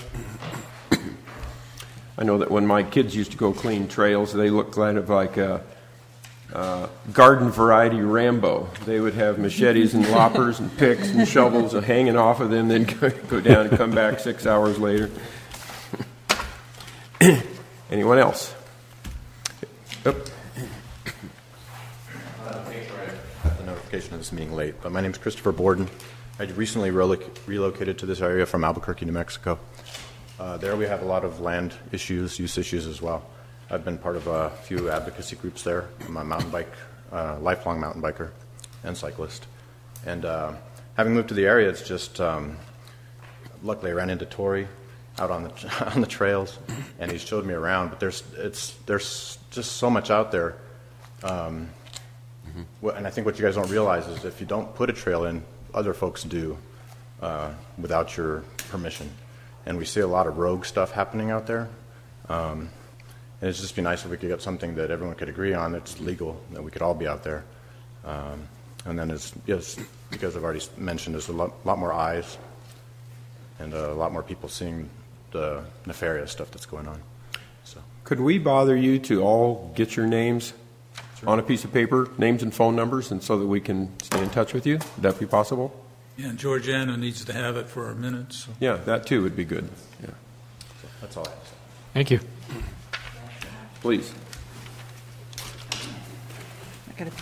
My name is Kayla Riddle, and I just wanted to add real quickly that in addition to all the benefits that have already been spoken about, is that I think a huge benefit to this would be the added safety to bikers and people that are wanting to ride their bikes and access these beautiful places. My husband and I, we just biked up to Paradise Lake over the weekend, and to get there we had to bike along Skyway. And he just kept telling me, like, be over as far as you can. Be over as far as you can. So to me, I think that would be another added benefit, is the safety of people that do want to get out and be in the area and be outdoors and experience this land. Can you grab this and circulate it? Give us your names and numbers. Thank you. Thank you, Kayla. Ward, were you going to? No. Anyone else? No, if not, bring it back to the board. I'd like to make a motion that we just continue researching this, and with anybody on the board or people, friends in the community, ask them what they think and so forth. And then we could have it back on the agenda as just an item of discussion. How about the Lake Committee? And just yeah, through the Lake you Committee. guys just keep yeah, it. We've already keep it rolling. We've been pushing already. So I think we were in favor of it. The committee's in favor of the trail. Yes, they seemed to be at the meeting we had up there. Mm-hmm. Okay, you did make a motion. I'm sorry. Yeah. Okay. Send it back to the Lake Committee, and we'll do more research. How's that? I'll second that. Sure. Moved and seconded. All those in favor say aye. Aye. Thank you. Okay. Thank you all for coming. And yeah, that's terrific, guys. Thank you very much. We know we can make it work if you all help. Would a break time? Yeah. Okay. Yeah, sounds good. We're going to take 5 minutes. There's some cookies and grapes over there.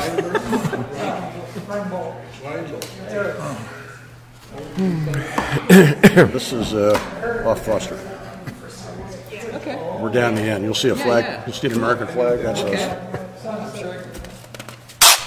Thanks a lot. Okay. See you at 10. Hey, as soon as Mark sits down, we'll start with number 4. Back to number 4. Staff and billing reports. Okay, let's see. Where'd everybody go? The interesting part is over. Yeah, that's it. Well, it was nice having young people here. Yes, it was, Yeah, it wasn't was. it? Yeah. So I had a question on page 31,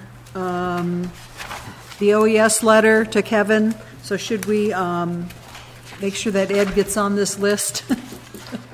Yeah, good idea. Thank you. Where are we? Had my right title. Page 37. Whatever, we have to write a letter, whatever we have to do to make sure that he's included. Yeah, I looked right at that and didn't sink in. Yeah, I just read it too fast. We'll change that, or add me. Anybody have any questions? Where are we at? Yeah, we're on staff and billing. Yeah, that was my only comment on staff and billing. I didn't have any. So Really? no, and I spent lots of time on it. Yeah, a lot of stuff went on, huh? Yeah. this form letter. What page is it? Starts 9. Yeah, it starts at, Where are we? yeah, it starts at page 9, Courtyard. Okay. 9A is 9 through 41, and I'm pretty sure that I went through everything. And Yeah, 42 is billing. Oh, yeah, okay.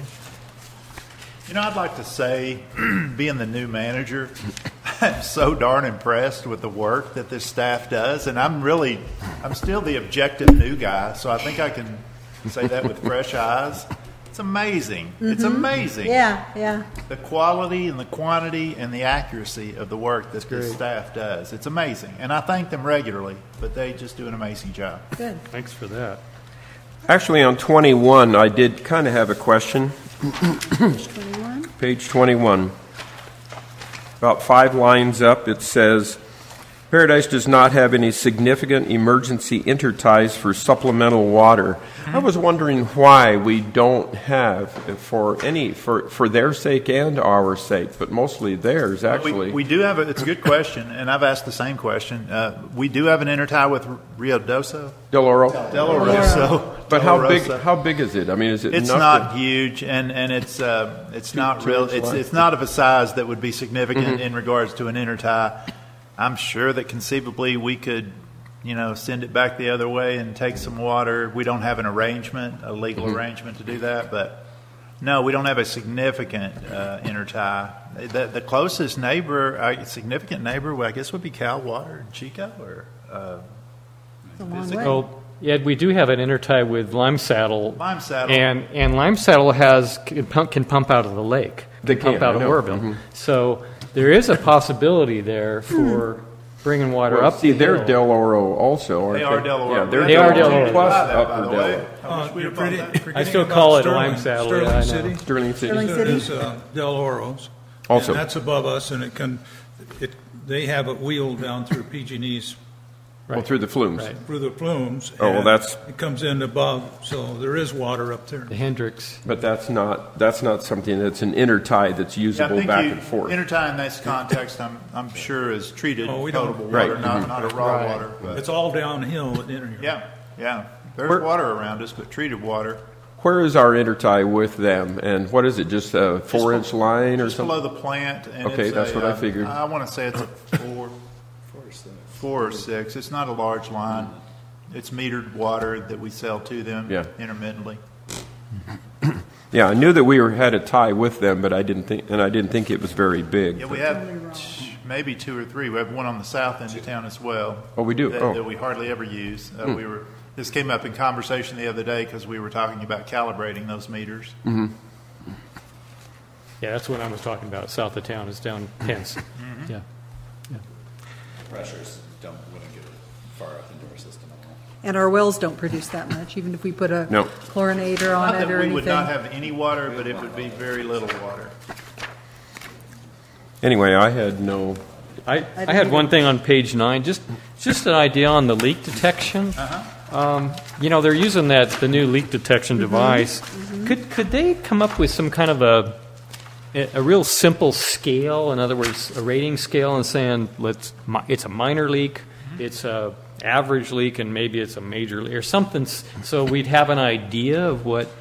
I see 32 leaks, okay, but I don't know what that means. Is that a big gusher? Or and if you just have some kind of simple rating scale. It's scary. I had the same thought, and it was a note to myself to follow up, but it was gallons per minute, an estimation of the actual, how much did it leak? Yeah. And it's always an estimate. It's always an educated guess, but, was it a quarter-inch, hole? Was it a complete break? Was it, so we will... And then maybe whatever you guys already consider on to that, be weirdly. significant leak or minor leak, then that way you can just say it's a minor leak, and we go, okay.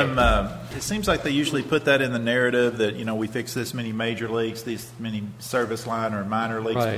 But I'd like to see that more quantified. I agree. Thank you. We'll try to work on that. Yeah. Something simple though, right? Keep it simple. Gallons per minute. Just make an estimation. Yeah. Right. Thank you. Mark, we'll have to estimate how long it was leaking. Mark, one time as a VIP, I was called out late at night to a place where there was water leaking. And I thought, who cares? Why are they calling me? I get out there and holy cow! And it was just it was like a little mini geyser, probably a foot and a half high, and then by the time PID got there, it was like 4 feet high. It was just going. So I knew why I was out there. Leaks don't get better; they get worse. They get worse. Yeah, there's that erosion factor. They don't seal themselves. Hardly ever. I would say Darn. never. Yeah. But PID got there, and it was impressive. Boy, they got this is 15 years ago. I don't know, and they got there. They had their equipment there. A whole pile of guys came out, and within a couple of hours, it was stopped. They did a good job. Yeah. Just a little side trip there. That's all I had. Okay, back to my homework here. Anybody? Okay, then if there do you have any comments? That's A and B. Nobody have any comments? There's an on page 29. I was reading this article on old things. Oh, site B-res? And it's got errors in it, and one of them is the project is largely linear, extending from the community of Magalia south to the town of Paradise. And I thought, okay, a couple of things in here, but you go through. Okay, where? Well, the water plant is officially in Magalia, and that is where the project emanates. Yeah.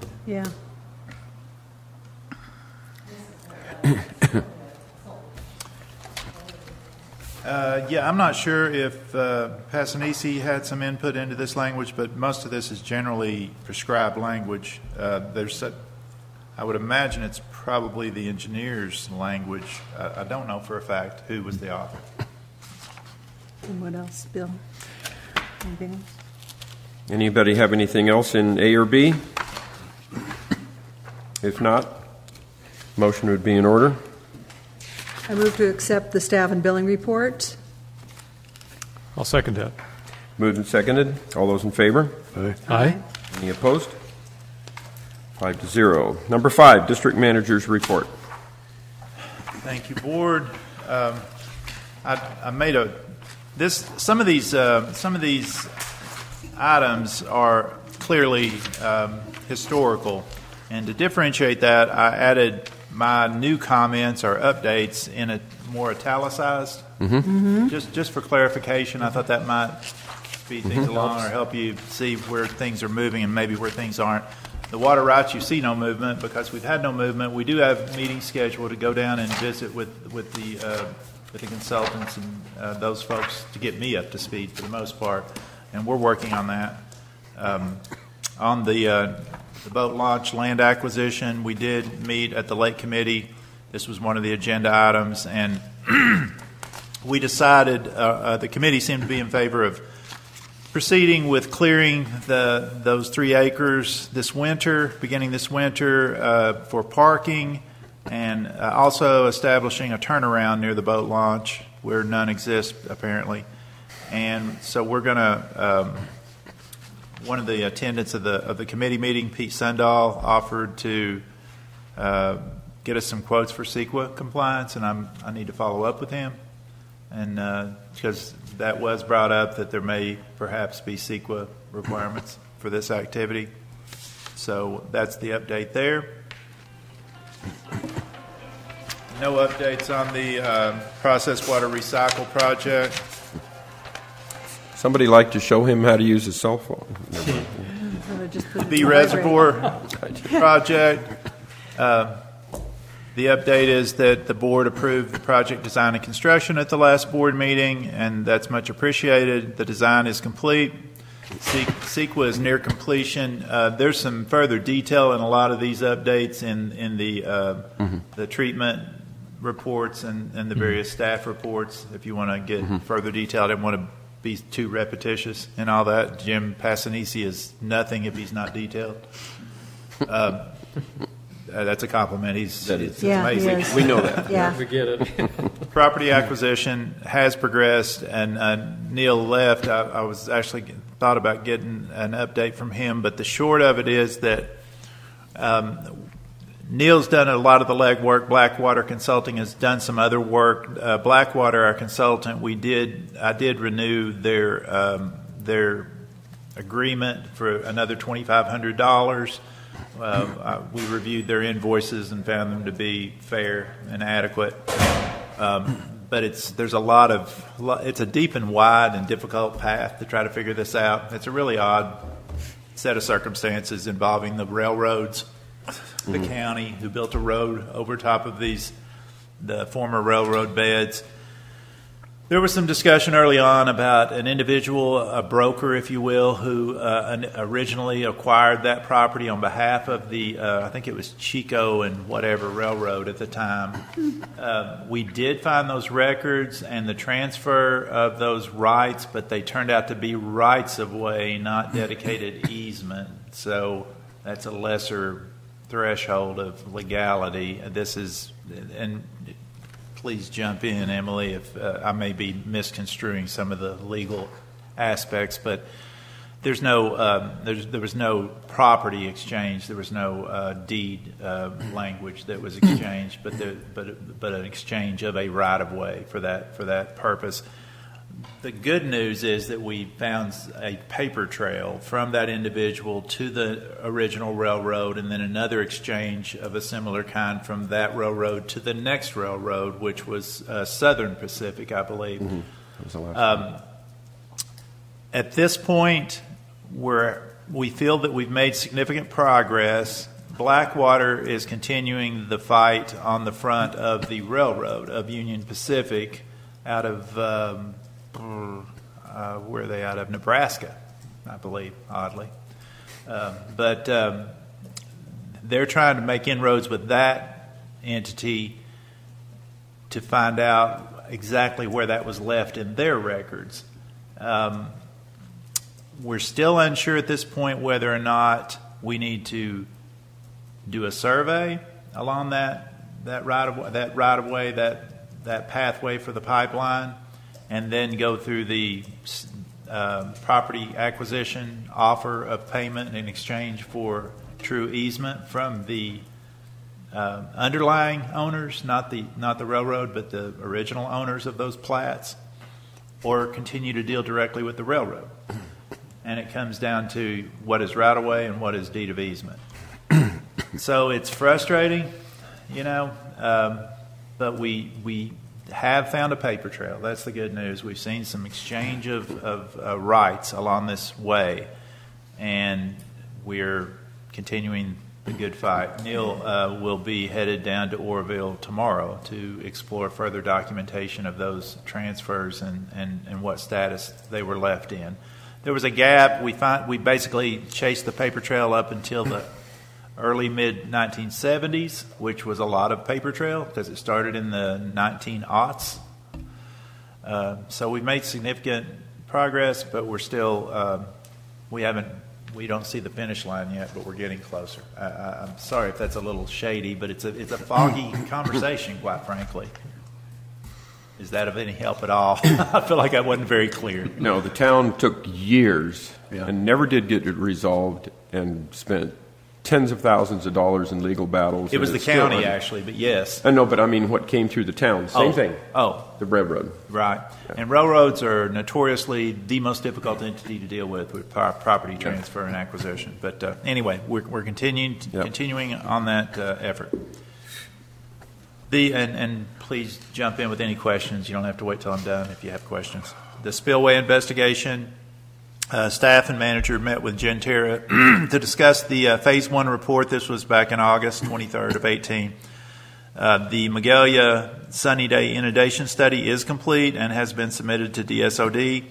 If I'm not mistaken, Neil gave us an update. Kevin, you might not have been here. That he told us that the Paradise inundation study is now completed as well, but I can't confirm that 100%. Don't quote me on that one. This says it's not completed, but I'm pretty sure I heard Neil say today or yesterday that had been completed. Yeah, exactly. It's never going to fail on a sunny day. So there are two components to the sunny day and the most probable maximum precipitation (PMP) day. we're only submitting sunny day data to the state because that's all they required. We don't oversubmit to the state beyond what they require unless there's logical reasons to do so. But for our own knowledge, the scope of the contract was that we get both studies done, and so we want that data for our own understanding of our structural integrity. The AMR update, this was on the agenda earlier, and thank you for that approval. I think that's a wise approval for that expenditure to complete that project. Sounds like we may get that completed mid-19, well in advance of the 2020 change in the technology available, which was kind of the driver of getting this done at that time. The 2G that we're presently going through our vendor goes away or is not guaranteed beyond 2020. So we didn't want to take the chance that we wake up one day and have to go out and do manual reads and so forth. Miscellaneous. This one's a little lengthy, and I won't take all night to read it. I presented to Town of Paradise Council on 9/11, and thank you, Dan, for attending that. I appreciate the support.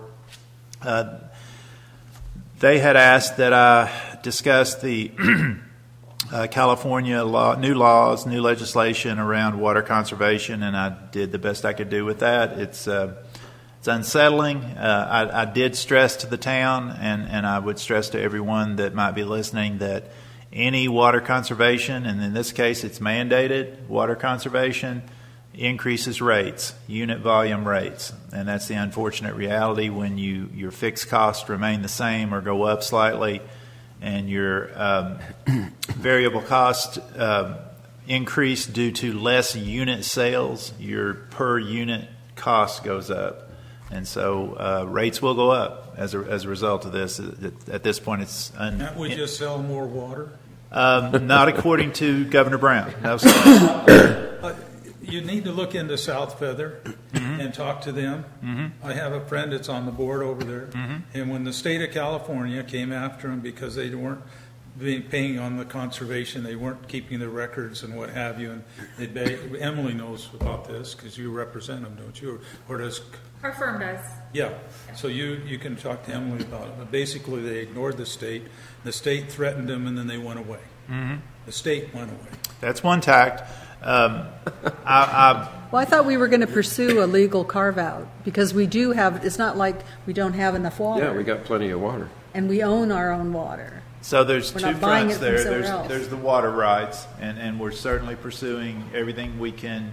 We need to sell more water to get the water rights. I don't disagree with you, Bill, but the law says otherwise. So are we going to fight it? It's undetermined. Hopefully we will. As you know, we're in a lawsuit as a named party plaintiff for the 20% by 2020 conservation legislation, because we perceived that to be an unfunded mandate, and this is a similarly unfunded mandate. So we did have that conversation with our legal when we spoke with them on the phone. Well, they have a new manager at South Feather who's been there a couple of years now. He came out of the rifle business. I was wondering if I had met him already. I've met a few I have no regional idea. managers. I've never met him. My information comes from the director. So, at any rate, just for you're aware of it. Yes, sir. They ignored it. They got away with it, and you can talk to Emily at another time where the rate isn't so high, and find out what went on over there. Well, and I'm talking about an exemption. In other words, not a total ignoring the law, but a reduction of the severity or the... Yes, and there's two components, to be clear, not to go in too far in the weeds, but there's two components to the new legislation. There's indoor use and outdoor use.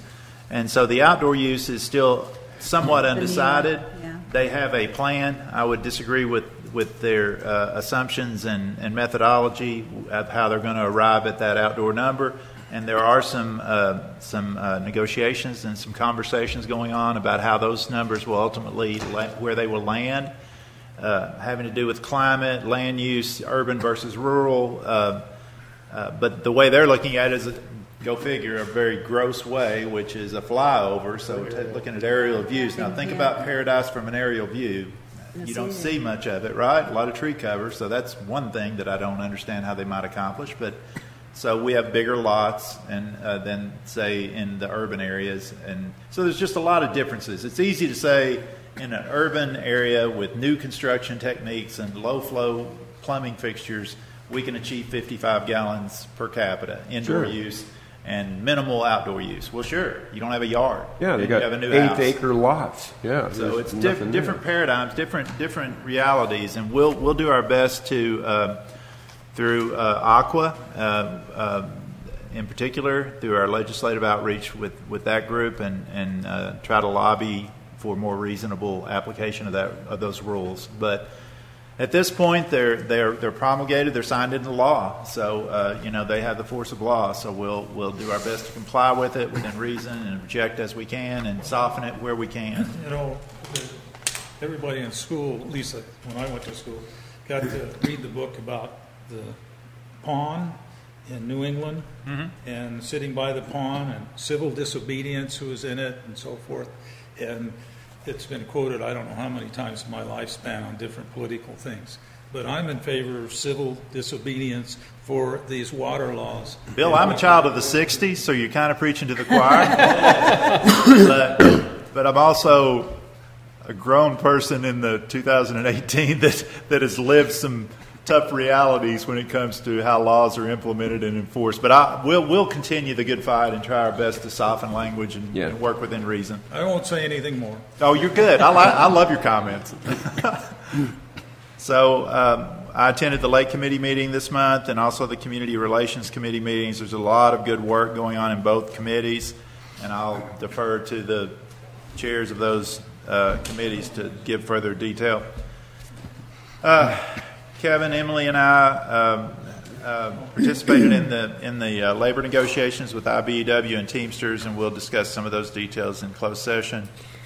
I met with Neil Esela and Kevin to discuss the PID standard front-end contract documents and engineering specifications that we're working towards, and we have some closure on the sea tank project with those documents, and there were some questions that came up. I probably need to talk with you privately, the three of us, just to nail down some details.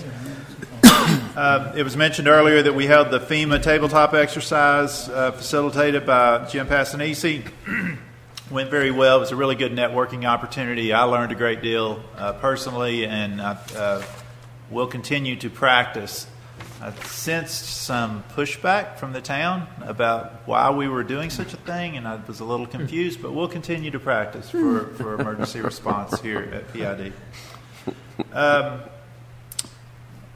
Happy to announce, if we haven't already officially announced this, that we did make a hire for our office manager. Erin West was hired, was offered and accepted, and she starts on September 26, 2018. Erin is a remarkable young lady with a vibrant personality and a lot of good knowledge in the field applicable to that position, and that position's been vacant for some time, and kudos to Kevin and to George Ann for taking up the slack, in particular for all those activities, but we're all looking forward to her start. No relation to Ben, I would imagine? To Ben, she is the wife of one of our PID employees, Tyler. Oh, West. Tyler. Oh, really? Yes, sir. But not Ben West. Oh. Boy, we're getting all sorts of family here. Yeah, hey, that's right. We are adhering to our nepotism policy. Yeah. We didn't hold that against her, I think is what I told her when I met her. We held the meet and greet at the Senior Center. Thanks to Dan, thanks to George Ann and Mickey for that setup and hospitality, and enjoyed that opportunity to get to meet more of the community. And wish we'd had 200 people out there instead of about 30. But I think they had a League of Women Voters or some kind of a political debate that night. But anyway, I was happy to meet the folks we met. They asked a lot of good questions, though. They did, yeah. They did. Sometimes a small group works better than a big group. You know, there were some really sharp questions. Yeah. Seriously, there were. Ward, I was disappointed you weren't there. Yeah. Sorry, I had to take Jim brochures to a better meeting. I knew where you were. And we had already met, right? You're excused.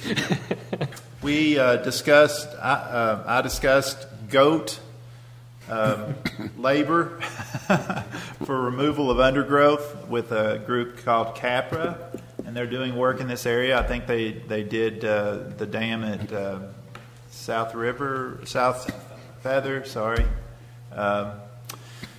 So they gave us an initial quote, and there was a little sticker shock, but I think I did the math wrong on it for one thing, but they were still too high even after I looked at it a little closer. Talked to the gentleman who gave me the quote, and he was willing to lower the quote, so he actually lowered the quote by almost 50%. So Bill, we discussed this at the Lake Committee meeting, yeah, right. And so I'm going to get back up with our partners, the other property owners, landowners around the lake, to try to get more bang for our buck, and we're all kind of excited about what we might be able to accomplish with this. SPI wants to join with us on this if it's possible. Right. And Kernan, he came to the meeting and just for that to tell us about it. Mm-hmm. They have an interest and they go, but Super. he hasn't run it by his boss yet. Mm-hmm. So we're really interested in what you're doing and what kind of negotiations you're having. So that would be, there's less cost per acre if it's contiguous property. And so we're trying to align contiguous property for them to get them from Magalia to Paradise and several points in between. We'll keep you updated on that one. The goats haven't unionized yet, so they're Not still yet. affordable. I understand the guard dogs have. Yeah. They've got some ferocious guard dogs that guard those goats, by the way. I bet they do. That was a neat article, by the way. You told us it was in the paper. It was. Yeah, that was a came neat out in the article. paper the next day. So that was interesting. I attended a meeting on Butte County Community Choice Aggregation. That's a broad term that is the activity that Butte County and Chico in particular are pursuing, and I'm sure you've read in the Enterprise and the papers, and it's about getting lower cost power wheeled through PG&E to endpoint users, governmental agencies generally speaking, in this case Chico and Butte County. Oroville has not yet signed up, if you will, or shown great support. Neither has Paradise, the town of. But since we have a significant portion of our electric load outside of the urban area, outside of town, we could, as an entity, PID, participate in that project individually.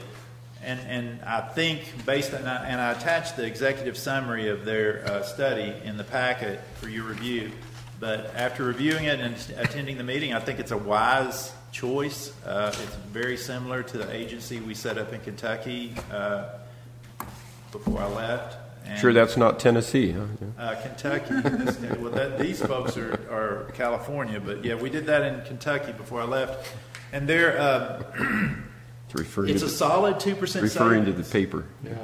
I'm confident that that's a solid number, and you can opt out. The default is you're opted in if you sign up originally, and then if you see that you're not getting the savings you've been promised, you can opt out.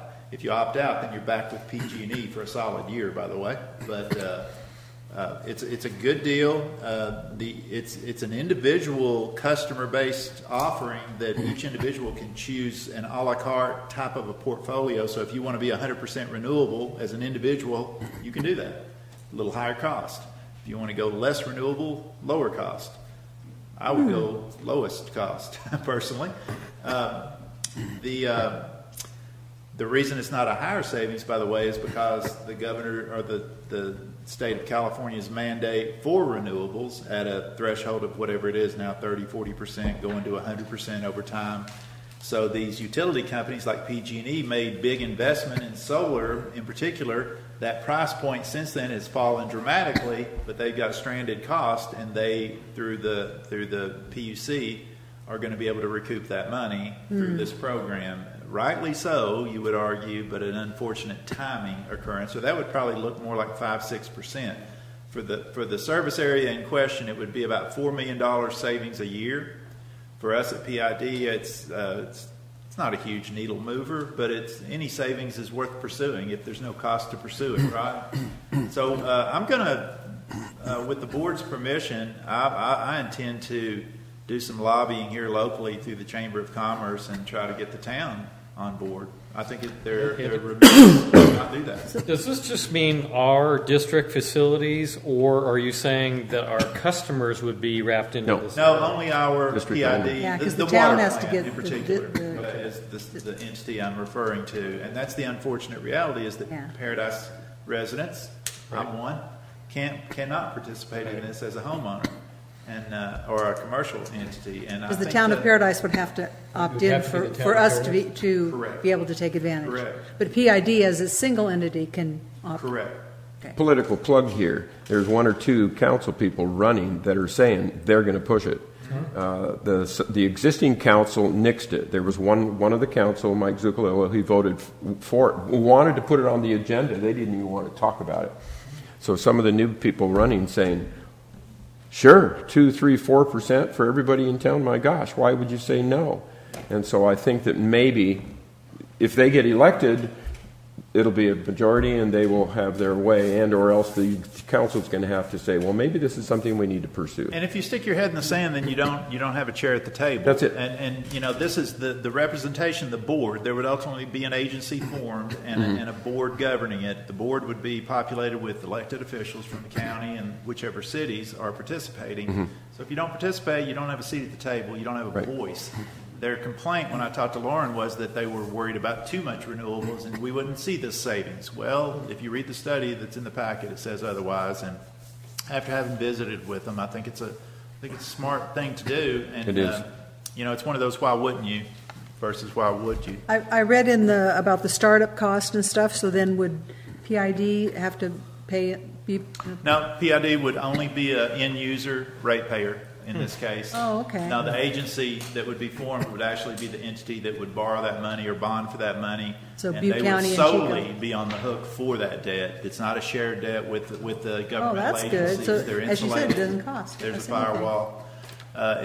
The only black swan type thing that would come into play would be if it was poorly managed or poorly governed. And there were bad decisions made about investments, et cetera, but that's a risk you take with any agency. And again, if you have a seat at the table, you have a part in that process. So. And would us we'd only be one single entity. We wouldn't be like the town of Paradise being represented. Would we have much of a voice? We would not. We would simply be a ratepayer. We would only benefit from the savings. We would not have a seat at the table. No. Okay. Is there a buy-in to get into that? In other words, if they did form that, okay, what would they charge us to get into their CCA? No, not that I'm aware of. Not as I understand it. No. Seems like there'd be some kind of. I could be wrong. I haven't done a deep dive. No, I'm just curious. My initial understanding is no, there would not be an initial investment. It would just be you're defaulted as an opt-in, and if you don't see the savings, you choose your package, if you will, your portfolio, and if you don't see the savings you're promised, then you opt out. No harm, no foul. But if the town of Paradise chose to participate, they would probably pay for some of those startup costs along with Chico and Butte County? Kevin, you may know better than me, but I don't believe so. I think, again, it goes to the agency level. That entity would be a formed entity. Oh, okay. And they would be the borrowing agency. Like you'd form a JPA. Their debt would be their debt. They would borrow. That's They're taking all the risk. Yeah. And the power company. Wow. They are the local power company. Wow. They're creating their own power company. And they're selling power to individuals. So PG&E still is the transmission provider to get it from the power plant to the hill here, to the ridge, and then they're still the distribution in Paradise's case. And all the poles and lines, everything they cover, nothing changes there. The only thing that changes is where you're buying your power, what asset you're pointing at that's generating the power. City of Reading is just very similar to it. They're their own power Multiple company. municipalities over the years have done it with huge success. I was reading the cases studies in here. Yeah. There's no guarantees in this anything to do with utilities, as we all know. But these are solid savings that should certainly happen. It's about 50% market, which is heavy on the market, but not uncommon for a startup agency. As they mature, no doubt they'll invest in tangible assets and diversify that portfolio with less market exposure. With that much market exposure, that adds risk. But they're they're well on their way, and they're going to do it with or without Paradise or Orville. If Paradise and Orville join up, it goes from a $4 million a month savings to a $5 million a month savings. So significant. I just, to me, when you got people offering to give you money, I usually will say yes, please. Sure, we'll take it. I think if it's solidly put together. I think there's still a little hesitation out there because we went through that fiasco, the deregulation fiasco in 2000, 2001. Yes. I mean, that was, it almost, I mean, PG&E almost went bankrupt, and the state had to bail it out. And that's why EWR and the whole PG&E is recouping their stranded cost here, and that's why the savings is lower. The savings we were looking at in Kentucky was about 15% versus our previous wholesale supplier, but that we didn't have that stranded cost issue. Yeah. As long as there's some, checks and balances in there. That nobody wants PG&E to go under. Yeah. It doesn't make sense. They're our provider. Yeah. But anyhow, I think it's something that we should seriously consider, and with your all support, I'm going to push on the town as much as I have the authority to do. Well, each one of you can do the same thing. Call your council. Lean on them. I've got a couple other things, if it's not out of order, to mention a couple things that I don't have in the written report that just came up in the last couple of days. Kevin and I are scheduled to go to the Aqua Fall Conference from that's the week of the 26th of November. I've got the wrong month, but it's November 26th, and it's a week-long conference. Kevin's freight is paid because he sits on the executive committee. From regional service, he was named to the executive committee, so we're out very little travel expenses for Kevin. My expenses are not covered, but being the new manager, this is the big conference annually with Aqua, and it's a networking opportunity and an opportunity to... you need to go. Yeah, to learn the new regulations and all this crazy legislation we're dealing with, et cetera. And board members are welcome. That was my big message. Board members from other districts often regularly go to these meetings, both the regional meetings and the conferences. So if anyone is interested, I'm happy to drive you to the airport and fly with you and arrange your travel and accommodations. Just let me know if anyone is interested. Where is it? It is in San Diego this year. Yeah. Well, it won't be snowing there. Yeah. Let's hope. There's some other news. We in the community committee, we discussed the PID newsletter, and I'm sorry if I'm still in your all's thunder, the chair people. Going to a bi-monthly frequency versus a monthly, and that was my recommendation. Trying to control cost and control content, and I wasn't super happy with either. That the individual that was putting those together was doing a very good job. I don't mean to insult their work, but there was a whole lot of back and forth on edits and comments and back and forth, and we just want to control our message about the message we're trying to get out to our ratepayers. Mm-hmm. And so it's an experiment. Let's try it with us. But Mickey Rich is going to author the next newsletter that will come out in October. And we'll do a bi-monthly newsletter beyond that until we find a sweet spot. We're also in the interim doing surveys with our ratepayers to find out what the interest in the newsletter is and to make sure that we're meeting their needs and requests. I'd like to make a comment. Yes, sir. I just got the new one. Well, I opened the envelope today, and I was really impressed with the newsletter, the new one. It's short, but it was full of good information. Well, we made a lot of edits in that, so that was good work. Thank you for that comment. Today we held interviews for the water quality technician position. We interviewed 3 really good internal candidates. We're considering that and sleeping on it, and we'll caucus up tomorrow and make a decision here shortly. But I think we're going to find a really good internal person for that. One last thing, and this is kind of an exciting thing, a little bit odd, but in the realm of power, we've been pitched some options for floating solar panels. Oh, yeah. In our reservoir. Yeah. Magalia is what we have in mind if it comes to fruition. It's really just conversation at this point. I did ask for some quotes for a variety of sizes.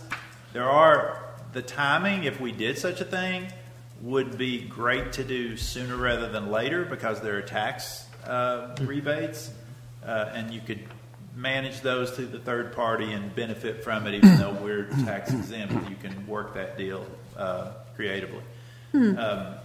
It would be a net metering situation for the most part, net metering our water treatment facility and a good part of our load.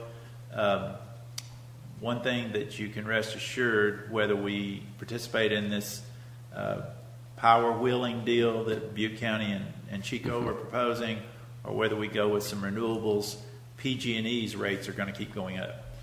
I may have skipped over it. I also went to the PG&E forum down in Chico, and they're implementing a new policy where they're going to turn off your power if you're in severe fire safe mode. So if the winds are high, it doesn't necessarily mean there's a fire nearby, but if the conditions are such that you're in a high risk area, and our entire service area, by the way, is in that high risk, the highest classification of risk for them for fire.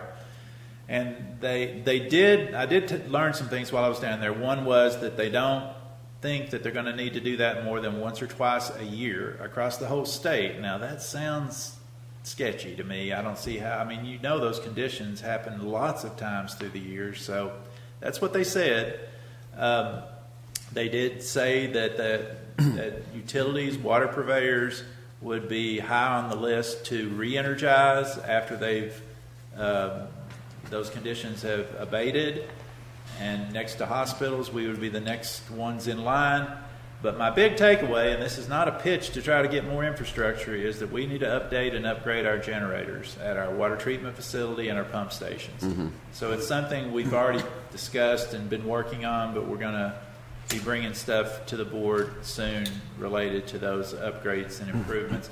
But going back to why I say PG&E's rates are going to keep going up, up, and up, they are proceeding with 100%, and this is I'm paraphrasing, but their message of infrastructure replacement in these high fire risk areas. Removing and replacing all the conductors and all the wood poles and replacing them with more resilient conductors that are insulated and steel poles. That's a huge cost. Huge cost. And that was my first question. I played ward and asked to speak first. I said, "Are you considering cost? Who's driving the bus here? Is PUC pushing that? Is this a PG&E thing?" And no, it was PG&E, and yes, we're going to do it. And cost is not an issue. But obviously they're going to. And I made the comment that but you're killing your revenue stream. If you cut off power, you're not getting money for your service. And they said, "No, we don't make money on selling power." I just kind of looked at him, and he said, "We make money on infrastructure." And that's where they get return on investment as a private company. And so he was very honest about it. And all that investment for replacing all that infrastructure, that's where they get their money. That's where their shareholders get their returns on equity and their dividends. Can we do that somehow? We're not private, so we don't have share. This gentleman and people like him are our shareholders. Yeah, just kidding. Just kidding. But their rates are going to keep going up. So anything that we can think of to do creatively to mitigate power costs.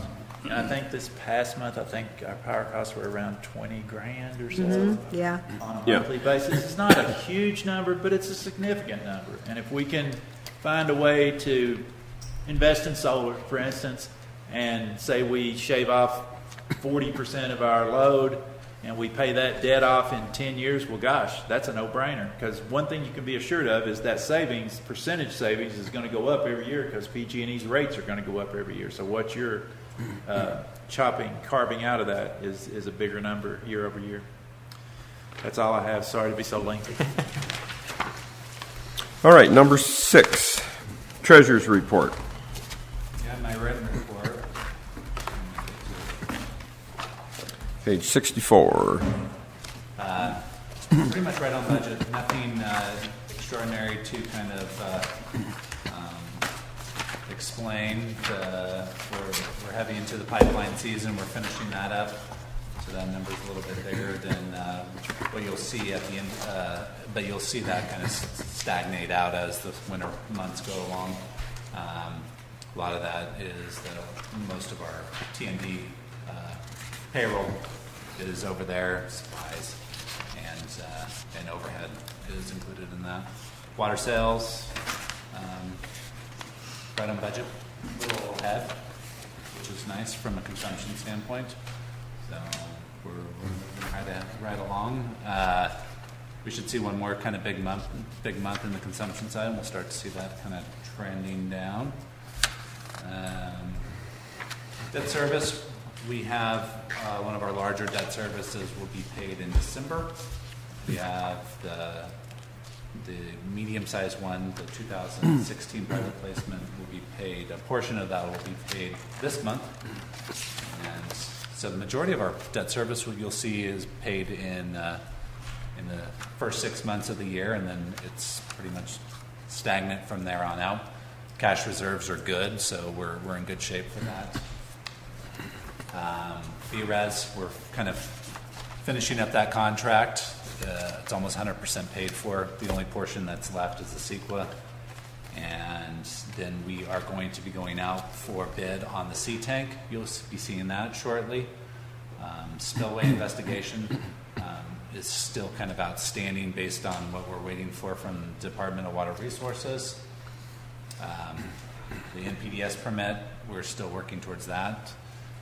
We haven't had much movement on that because we're just kind of doing some studies for the last couple of months. Almond Street, we're going to put that out for bid here shortly, and that will be a project that goes pretty quick.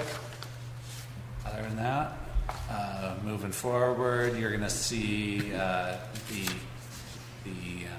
this year we put the replacement of the AMR is in operational in the pipeline operations, so you're not going to see that on here. But that $45,000 that you approved just kind of run through operations this year. Pretty much standard kind of stuff. Mm-hmm. Any of you have any questions? Nope. I just had a question about some of the projects like the Pence Road to Fickett, Skyway, have we talked to the town about, their roadway projects that are coming up? Because it would sure be a good segue to hold off on some of these until they're rebuilding the roadway, right? And then we jump in. I did discuss that when I spoke to the town. I discussed partnering and specifically about road projects. I've not followed up since then, but we have discussed that internally, and that's definitely our intention. Okay, because I think some of these roadways I think some of these projects might be coming up in, maybe within 5 years. I don't know. I doubt it, looking at. Well, but with some of the state money coming, for. Okay, because. The roadway projects that I've seen are kind of like sporadic. Sporadic? Yeah. Okay. The almond one is kind of like, hey, we're doing almond, and this is what we're going to do. And they don't have a plan in place that shows. Well, what they've been doing is they kind of wait for their granted areas.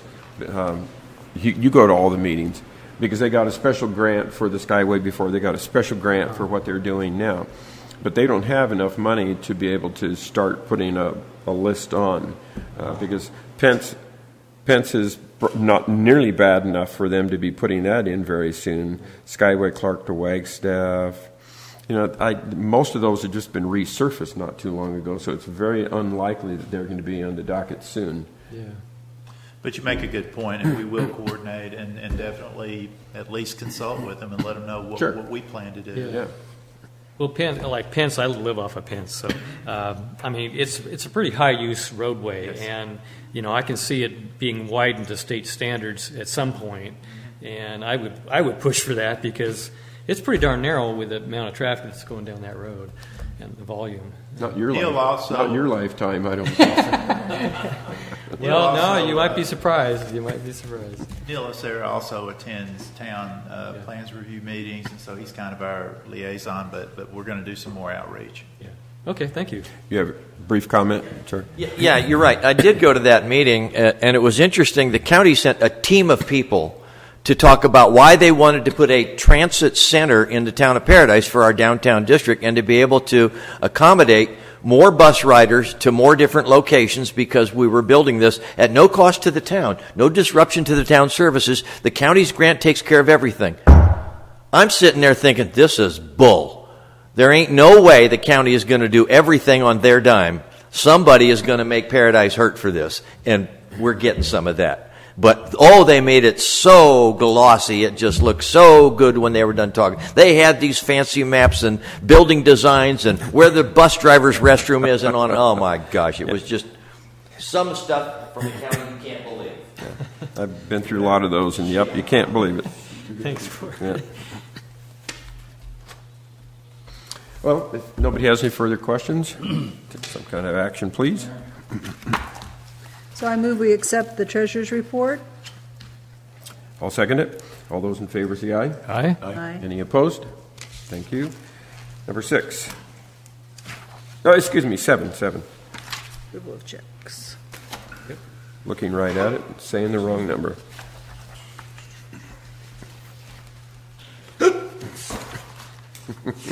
Too many grapes, Bill? No, I just get hiccups when they come whenever. On page 72, I had a question about downtown Ford, the $29,000. I knew you would ask that. What was it? Pickup truck that we've had scheduled for some time. Yeah, it's for there was a plant truck or a lake truck that was old that they took another truck up to replace that truck, and then they bought a new truck to replace the truck that went up. Was that something we hadn't approved yet, or is that something in this budget we're going to approve tonight? It was approved in last budget. Oh, last year. I think that we did. Yeah. Ordered like 6 months ago. I thought they did the buy lead one. time on those because we trucks complimented them is because just they were under ridiculous. budget. Oh, maybe there were 2 trucks. Yeah, it was approved by the board like 6 months ago. Okay. And it was ordered, and it just takes. I remember talking about it. Yeah. I remember talking about it. The reason why. Oh, that's the one that we complimented them. They came under budget. Right. Okay. And they just hadn't received it yet. The reason so this why is it the takes bill for so long is because they're stripped down models, so it's ordered from the factory. Yeah, because it was a $35,000 budget, and they got it for 29. Yeah, and we were happy. Because you get Okay. no frills. In it. Thank you. Hard to find those, isn't it? Well, you have that to I make. just don't want them to jump the gun. When I They don't want to make those kind of vehicles, right? Because they don't have a profit margin. They do. When I had to order my truck, I got no power anything because it saves a huge amount of money. But everything just goes bad anyway. I mean, if an automatic window goes bad, it's $500. You know. Anyway, excuse me. That's on the state, off the state purchasing contract, right? Yeah. I cranked mine. Yeah. That's all I had. Any questions from anybody? Okay. What about the Okay. battery thing to recycle? Which I have a page question you want? about that too. The cost of recycling. Northern Recycling. Yeah. Oh, yeah. Yes. That is the batteries from the Firefly. So they thought that the lithium was recyclable, and it came back that it wasn't. Oh, I remember seeing that. So the cost went from like a nickel to a larger amount. Yeah, it was a bigger amount. I don't recall exactly. Yeah. So the cost to recycle those things went up because the lithium wasn't the right lithium. Oh, here. we can't ship them back to I the didn't old even notice company that. that doesn't exist anymore. Singapore. I remember reading it. Ship them to Singapore. Special This is delivery. like a. Yeah. Boy, look at that. Ooh. Does that happen very often? That was here. And it was it was an alarm that was not. I haven't been, but I was going alarm to to the discuss. company. It wasn't a monitored I alarm. was going to discuss with them about So breaking it went off contracts as with by a the board every ringing year alarm. instead of how they're It's called in by a neighbor. contracts. Yeah. Oh, So we get charged. so the town had to Not following respond to fire or police or whatever. Fire. If the police shows up, we have to pay. It was a funky one. 'Cause normally That what they was do a is good they thing get that an he alarm did. and then call standby or the treatment plant. Right. Doesn't happen very often. No. Right. Any other questions? If not, somebody want to read it and do it? Okay, let's see. I move the approval of general fund check numbers 52226 through 52346 for the month of August 2018, totaling $568,249.68. exclusive of voided check numbers 52227 and 52228 and 52314. An authorization of a similar amount allowing or adjusting for extraordinary budget or board-approved items during the month of September. Second. Thank you. All those in favor say aye. Aye. Any opposed? Thank you. Emily, number 8, legal. Yeah, I do have a brief update on the Public Records Act litigation. We received last week, I think late last week, the last batch of records that had previously been withheld. Our office is reviewing those records. Haven't made a final determination, but we're inclined to not appeal it any further and wrap this up with a motion to seek attorney fees from the state. So that's where we're at right now. We'll probably have a more detailed update. I think they're hoping to complete their review of the documents by October 1st. So we'll probably actually agendize that for closed session in October and see if we can't finish it. Thank you. Yep. Number 9, unfinished, none. Number 10, we've done. Yay. Okay, 10I, budget. Well, nothing changed in the numbers, all the edits. Hopefully I got them all for you guys. You guys got a red line of mine, and then the actual was in there. A few items that were changed that's not on this copy that I made changes to was the DSO I changed to the water quality tech. Oh, yeah. Good. That was my only comment. I put in Erin as our office manager on this. Oh, good. Good. She'll be on the final copy. And then we have another vacant position that I included on here too. We lost another utility worker. Okay. So that'll be another vacant position. It'll stay vacant probably through the winter. Is what our plan is. I've discussed that with Keith, and they, he and Ladrini both agreed that we can do without going into the slow season. Also, I'm going to change the process water recycle project name to NPDS permit renewal. Thank you for that. Yes. When are you going to change source of supply to something that makes more sense? Here? You had said you were going to do that. You're going to fold it in? You had said you were going to do that. Next year. Next year. Okay. Can I get the pages that have been changed from my binder at home, or is there just too many of them? Well, I'll just give you the whole. No, I think we're getting a new copy, so when we approve it tonight, yeah. You mean you want to see the... Well, we had the draft binder. Yeah, you want to see the in-between? Oh, you want your own copy? I can get you the whole. Do you want the red line copy, or do you want the new copy? I want the new copy. The new copy. Everybody will get a brand new copy. copy. Okay, thank you. Okay. And it'll have a new cover. The cover will state this today as the new one. So instead, it won't say this. It'll say nice and fancy cover. It'll say PID budget adopted as of today's date. Okay. But to save paper, we'll just cross out the word draft. Yeah, I'm going to get. Well, you that's what I was thinking. Anyway. I'll get you a nicer one. Right. Thank you. And then, I don't know if this is I brought this up when we were at the budget workshop, but you are still pursuing just looking at the viability of a plant maintenance for the water treatment plant? We are continuing to look at that. Okay, you bring that, doesn't have to be with the budget, can come back to the board for. It'll be separate. If the board decides to include that, what we'll do is a budget amendment. Okay. I've asked for some additional feedback from the plant personnel to get a better picture. Some justification? Yes, ma'am. Yes, ma'am. Thank you. And I noticed that a lot of my silly notes, there were no changes on many things in it. It's probably picky and doesn't really make very much difference at all, but I'd sure like to see on the subsequent years the, how can I say, more actual, more realistic. You know, if something has been $14,000 for 3 years and you've got it as a proposal or of whatever of $60,000, can we kind of make it so that it lines up and works? I'm going to revamp the whole budget. So yeah, even though I know you'll see a whole new budget next year. Yeah, I know that most of those things were kind of small and didn't make much difference, but I still looked for all of those, and none of those changed. Yep, so. We'll get those changed next year. And I know everybody wants to budget for the worst case scenario, but I agree with you that I think you can scale that down and say this is more reasonable. I disagree. Yeah, because, for instance, I just have, and it's a small thing, but it's just one of many.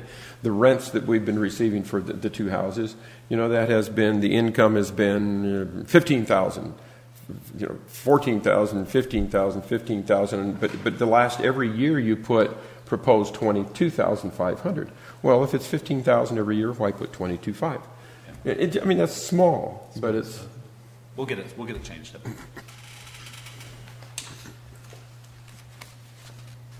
Because I don't think they'd appreciate knowing that they're getting a 40% increase. Anyway. We thought we needed more revenue, Dan. Yeah. I'm kidding. And I'll be more involved in next year's as well. Not that, Kevin does a great job, but I whatever help I can be, which will be very little. It'll be a lot. You're getting most of it next year. You're doing an error. Oh gosh, that's the worst Well, part. if nobody has any questions or anything, can we take some? Okay. Oh, please. Thank you, Bill. Page 143, the draft that shows national water rate comparison. I wish we'd get rid of that. This is dated 2004 for one thing. So it's, let's see, do the math. How many years ago was that? And it was the national rate going way up. Before we've had local districts with comparisons, something in the Sacramento Valley or closer in. I don't think national rate's much of a gauge for us. It's a loaded average, to say the least. And it does show our jump and thing, but the base year is 2004. At any rate, just going down there, it doesn't say how much the water costs in 2004. Like it's zero and it keeps going up. The next one is 10 years, like 2007. 145, the agenda page. It's about it has up here drought impacts and supply up at the top. District identified as a need for imported regional water supply to protect district customers from drought. We don't have that. That's mostly gone away. There was projects proposed in the past years, but never got to really first base because of expense and other things. So I don't think it's a identified priority for us because we don't, like we talked earlier tonight, we don't have access to other waters. Then aging pipeline instructions, like what Ed's had to say about that tonight, but we need to work on it and try to increase sales at the same time. Because we discovered tonight we have private water lines that leak, and evidently we pay for the leak. So we're working on it, Bill. Yeah, I know. So I'm glad you brought that up too. And the process water recycle project, where as soon as we get that test back and whether that computer model was accurate or not for us to get rid of the NPDES permit, and that should be ongoing right now, I think, from the report we had last month. So it talks about the ponds and some of it, but it's and 5-year renewal and so forth. I don't think it's accurate anymore. Let's see what I else. Oops, I just saw something. I'll try to be as brief as possible. I've been up since 5 o'clock in the morning, so I did get 2 naps in today, so I'm still surviving. Service charges on page 151 shows us increasing water rates or service charge going up January of this coming year. I didn't know we agreed to that. Scheduled. In board meetings, I know it's probably on down there, but we usually vote on those things and decide what we're going to do. You will vote on those things. No. Yeah. Did we approve this? That's an approved rate increase that you guys have the option of delaying. We have the option of delaying. Correct. We haven't asked. Correct. He'll bring it to us. In November, he brings it to us. Correct. If there's no action, then it does go into effect. So if we do some action, just like we did before, we held it down. That's right. Yes, I know. That's what I'm hoping will happen. Yeah. But anyway. Hope we can. Yeah. And then another draft on 153. It goes to 2014 and stops on the bottom. Page 150? 153 is where I'm at. Oh. Yeah, he skipped 150. Yeah, Yeah, I see the date change at the bottom. Good job. Okay. At any rate, 51, up at the top. Wait a second, how can you have fiscal year 18-19 actual? You don't have an 18-19 actual.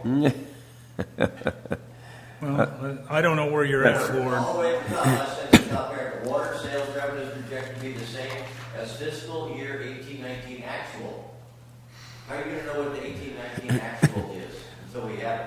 We have a crystal ball. Yeah. I don't know, Warren. That's your problem. I missed that one. I didn't highlight it, so I'll let you talk about it. I don't know what to talk about. What I have is on 153, and the graph is a nice, pretty graph, but it says 1957 to current, but the current stops at 2014. It is 2018. You should have at least 2017, I would think. I think that's a sizing thing on the graph. It truncates the dates when you size it in a certain way. Just need to expand it to show the 18. That should be to date, but that 14, it's kind of an optical illusion. Well, you just chop off 57 or 60 on the other end. Mm-hmm. Yep, yeah. Just shove all the dates. Care about shove all the dates down. On 154, you've got a service charge, revenue charge, and residential business, irrigation, recreation district. Well, irrigation, do you mean the ag irrigation we have still on the books? We still do have some of those, yeah. Be absorbed into that, it's not separated? That's really important when you talk about water rights, to make sure we have good ag things. I think ag's like only 1 or 2%. It is very small. It does make a difference when negotiations. I've been told that for years here. So, with your Emily's predecessor, used to Cooper, always get after that one. And then facility capacity fees. I noticed on page 156, those used to go into reserves for things, and there's blank in the reserves now, and capacity fees showing up. They got spent a couple of years ago on the water treatment, $17 million project that never got finished, but we've never replaced them. They go into the general fund now, that's what you've told me? It did have something in the budget, I thought, didn't it? Yeah. There was 61,000 or something like that. We use them every year now on pipeline projects. We don't carry them over because it doesn't make sense that the board be restricted on having funds sit in a fund that you're doing capacity-related projects for. So why do we have a blank line in the thing and we have the funds disappear? Because where do they go? Spending them every year. Yes, but is there some place where you take the capacity funds in the budget and you say they're going to pipeline? I didn't see it. I guess it just comes in and just automatically goes out. Flows in, flows out. Maybe some narrative. Add some narrative. Did we ever vote to just automatically do that? That's been the vote in the past through the budget process. If the board wants to reserve them into a separate fund and restrict them for some capacity, then we need to take that action. Huh? We had that as an action until the fiasco of $17 million, and then it never came back, which I thought it was going to come back. I don't remember the board putting it into the general fund. Yeah, I think you kind of just by action of as far as I know. This is a better way to maybe do it. Larry knows Then it better. gets spent on pipeline capacity and not for something else. I remember doing it, that we decided to use it because people were complaining that we had this great big reserve. Why were we using it? We should have been. Well, we did. We used it all up in engineering. Bill, if you want it discussed, then let's agendize it sometime, because yes, if it has been the choice to just spend it, we have to come up with have to come up with a reason to separate it. Yeah. Yes, it used to be defined. The definition of capacity fees got changed, and by Dustin saying something at one meeting, we were restricted just to improving the diameter of pipes. When we put bigger pipes in, that's when that fund would be used, and so forth. And it got changed, the definition, and all that money, there was $1,200,000 or something. It all went into the design of the water treatment plant that never got built. That was basically the reserve. And for a while there, we didn't have any reserve. And at any rate, I'll just keep going real quick before I can get my piece out. I know Bob's got a bunch of things he wants to talk about. What pages are you heading towards now? I'm just heading because I did this afternoon, and I'm trying to find where I marked, and it looks like I'm about through. And about the time I say that, I'll probably come up with a mark in here somewhere.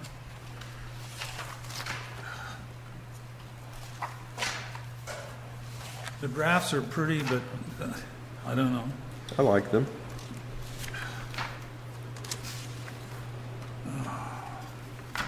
No, I guess that's it. If I find something else, I'll You can always come in and talk to me, too. Discuss.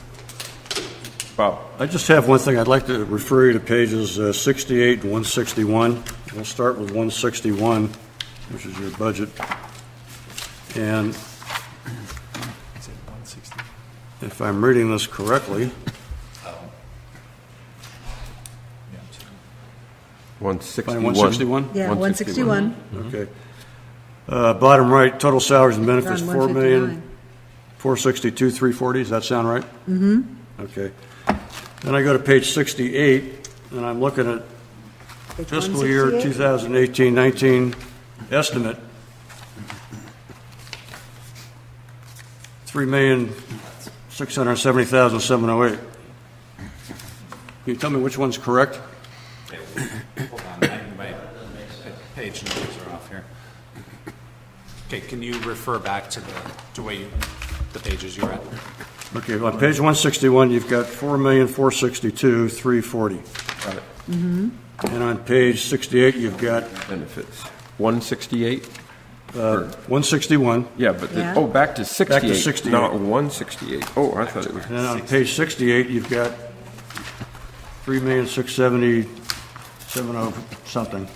I don't have my glasses on, but can you explain the difference? Hold on. Well, one is operational expense and one is Total. salaries and One is benefits. salary and benefits, and the other one is salary and benefits. Oh, So- I'm sorry. So this doesn't include the pipeline number for the salary and benefits. Pipeline what? Pipeline. So we segregate operations from pipeline. So the pipeline salary and benefits is segregated out of that 3.6. Oh, yeah, I see. So let me refer you. It'll help. Yeah, I see what he's saying. To page.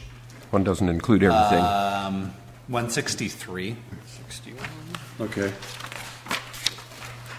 I figured I missed something. No, it's totally fine. If you take it, Where's the this total operational pipeline? salary and benefits is from source of supply down to administration.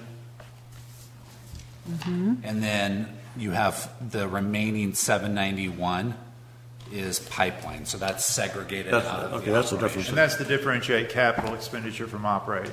Yeah, so the In other words, that's how we 791 cost out the- I think it's confusing too, because, and that's what I said, like, during our budget, that when I'm going to revamp this, and I'm going to include pipeline with operations. There's probably a way to make it easier to read, but it's, I can follow it now. If the goal is to be able to identify cost per foot of the pipeline as a capital expenditure, you can do that in the background. I would suggest we keep it all as one. We're going to collapse it. Okay, just for future. That's the difference. It does make it confusing. Good observation. Okay, thank you, that's all I got. Good. I looked at all the red lines and all the corrections, they look, Yeah. Yeah. I thought they looked The good. fixes I think were you went done. from an F to an A as far as, Wow.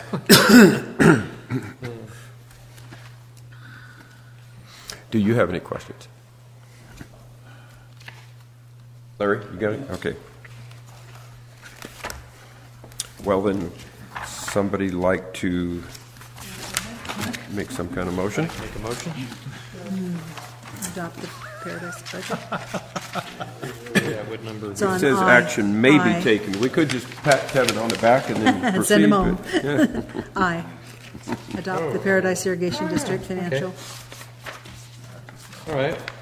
Make a motion to adopt PAD fiscal year 2018-19 budget after review and consideration adopting the Paradise Irrigation District financial plan for fiscal year 2018-2019.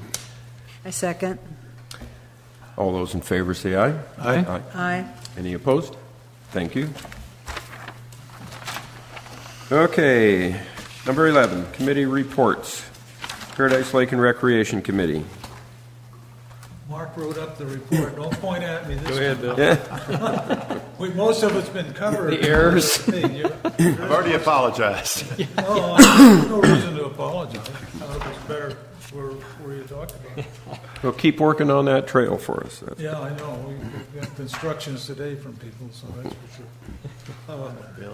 No, it was a good meeting, I'll say that much. And the only thing was pointed out in it was we're not supposed to meet off of PID property. But we've done that in the past when we go up to the lake and so forth in years past, and we get the same sort of instructions you passed out about it, that you use it with delicately, have your meetings consistently up at the lake and that sort of thing. So as long as there's something we're going up there to specifically look at, a project or something, it just can't be the norm. And it's about the sunshine aspect of allowing the public to have clear access to the meetings. It's the Brown Act business. But at any rate, since we were looking at projects up there and had several of them, we were all right. We spent a lot of time with the ADA thing and decided on the one suggestion that Rig had and Ed liked. They'd been up there and Rig and Jim Ladrini had staked it out. And so the whole committee voted for that one. And so it looks like it's going to be nice. It's going to interfere with a little bit of the scenic part of the lake, but it'll be all right. It looks like it's not going to be that bad. And of course, we already talked about the trail, so you don't have to be there anymore. And the next meeting will be here in this room because we had 4 people late because they thought the meeting was here, and I won't mention names. Thank you. You weren't the only one. So the meetings will be down here at the room in the future. That's all. You want to add anything to it? Oh, no, that was great. One thing about the ADA spot, we decided not to have a dedicated fishing spot because it's a little difficult because of the lake level rises and falls, and we just decided that we're just not going to have one because you'd have to have multiple levels to have someone to be able to get to. And they'll have access for when the lake's fuller. Could you do a ramp type thing where that doesn't meet ADA? Yeah. Well, I mean, then it wouldn't matter. Yeah, that scares me to death. We just kind of got to be ADA compliant. That's all. There is a ramp. To be clear, we are establishing a ramp down to a landing area, if you will, but a buffer between there and the actual water. It scares me to talk about a ramp into the water. Yeah. We don't want to take Emily up there and look at the lake. I just told him I just went to my happy place. I don't want to know what you're doing. If you have some ideas on that, Bob, why don't you write them down and we'll take them to the next meeting. The only reason I say it, I've seen people fish off the boat ramp. Put our kayaks in it, and that's a pretty shallow ramp. Yeah. And no matter how high the water is, you can get down there and fish. I don't know if that's something you could do. In my view, it was about what we kind of look the other way and happens, and then intentionally promote and allow. Mm-hmm. In other words, we're already like 15, 20 feet from the water, and it makes me nervous to get wheelchairs any closer by our intent. Just teach them how to fly fish. But they can get close enough to fish, except for this time of the year when the lake's down. That's all. Yeah. And honestly, the grade of what's left, I'm really not sure how you would engineer that simply. But we're making great improvements in the ADA aspect. Must have brakes. Don't bring your mother-in-law. Okay, community relations, Ann and Mark. Go ahead, Ann. Me? Sure. No, you're the chair. Yes, it's okay. You get to talk. I don't know what page we're on. Page 208. Oh, 208, okay. It was a good meeting, and it did cover some of the things about the newsletter, and we're going to try to do that in-house a little bit. Anything else, Ann, that we... There was some garden the plants. activity that I've given as action items to Ladrini, quite frankly. And he's done some ordering of the shed and the fencing, and we're working on those things. Good, good. And then I ordered the plants through our credit from Edmonds Nursery, and Kendall said that everything's in except the sticky monkey flower that she, what was the sticky? It was monkey flower, not sticky monkey flower. Monkey flower, I think it is. She couldn't find one available, and she's trying to decide if she's going to substitute something else, but she said she would hold on to them, and we're going to try to organize a work party maybe the first Saturday of October, just a few plants, and put them in the ground. She said it doesn't need, none of them need gopher cages, and we don't need additional planting mix. She should be able to just put them in where they're needed.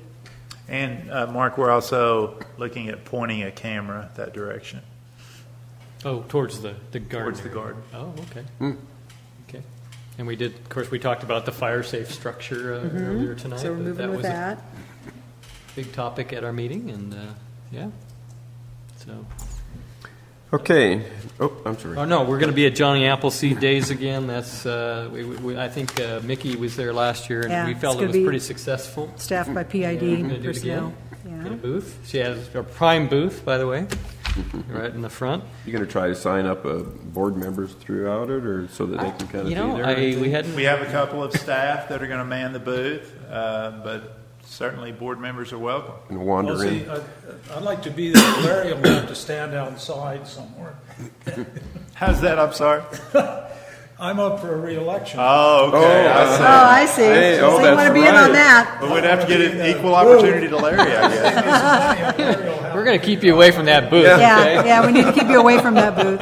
We're trying to minimize the violence around here. And we did authorize the ice skating rink to have a presence again this year. The ice skating rink will have another same sign, just for $400. Which I think that ice skating rink is a fantastic community event. It's one of the most fun things up here. I encourage everybody to, even if you don't go to ice skate, just go to watch the people. It's so much fun. It's Who provides your water for that? Well, there you go. Yeah, we do. Provide the water that they skate on. At a price. But anyway, a good meeting. So that was pretty much it. Ad hoc negotiating committee. We just had a couple of comments and gave advice to legal counsel. Director's comments. Number 12. Anybody? Bill? Director's comments. Yeah.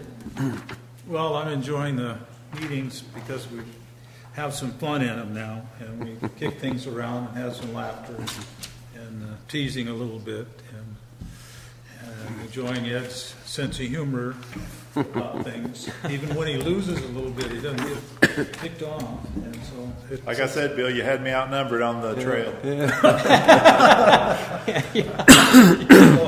At any rate, so I'm enjoying the meetings considerably better than I used to. And the post said he's from Tennessee, so I'm glad he's joining me. I'm born and raised in Tennessee, too. Bob, anything? I feel we accomplished a lot on the agenda tonight. Yes, sir. For me, I'm very glad to be back home. Thank you. Yes, we have missed you. Mark? I just want to thank Keith for taking me around. He took me around. I looked at the project on Crestview, and it looks great. Keith O'Brien. And the guys did a great job out there, the crews, and appreciate that. And that was it. I'm having a good time, too. Thank you for going out there, Mark. Appreciate it. Yeah.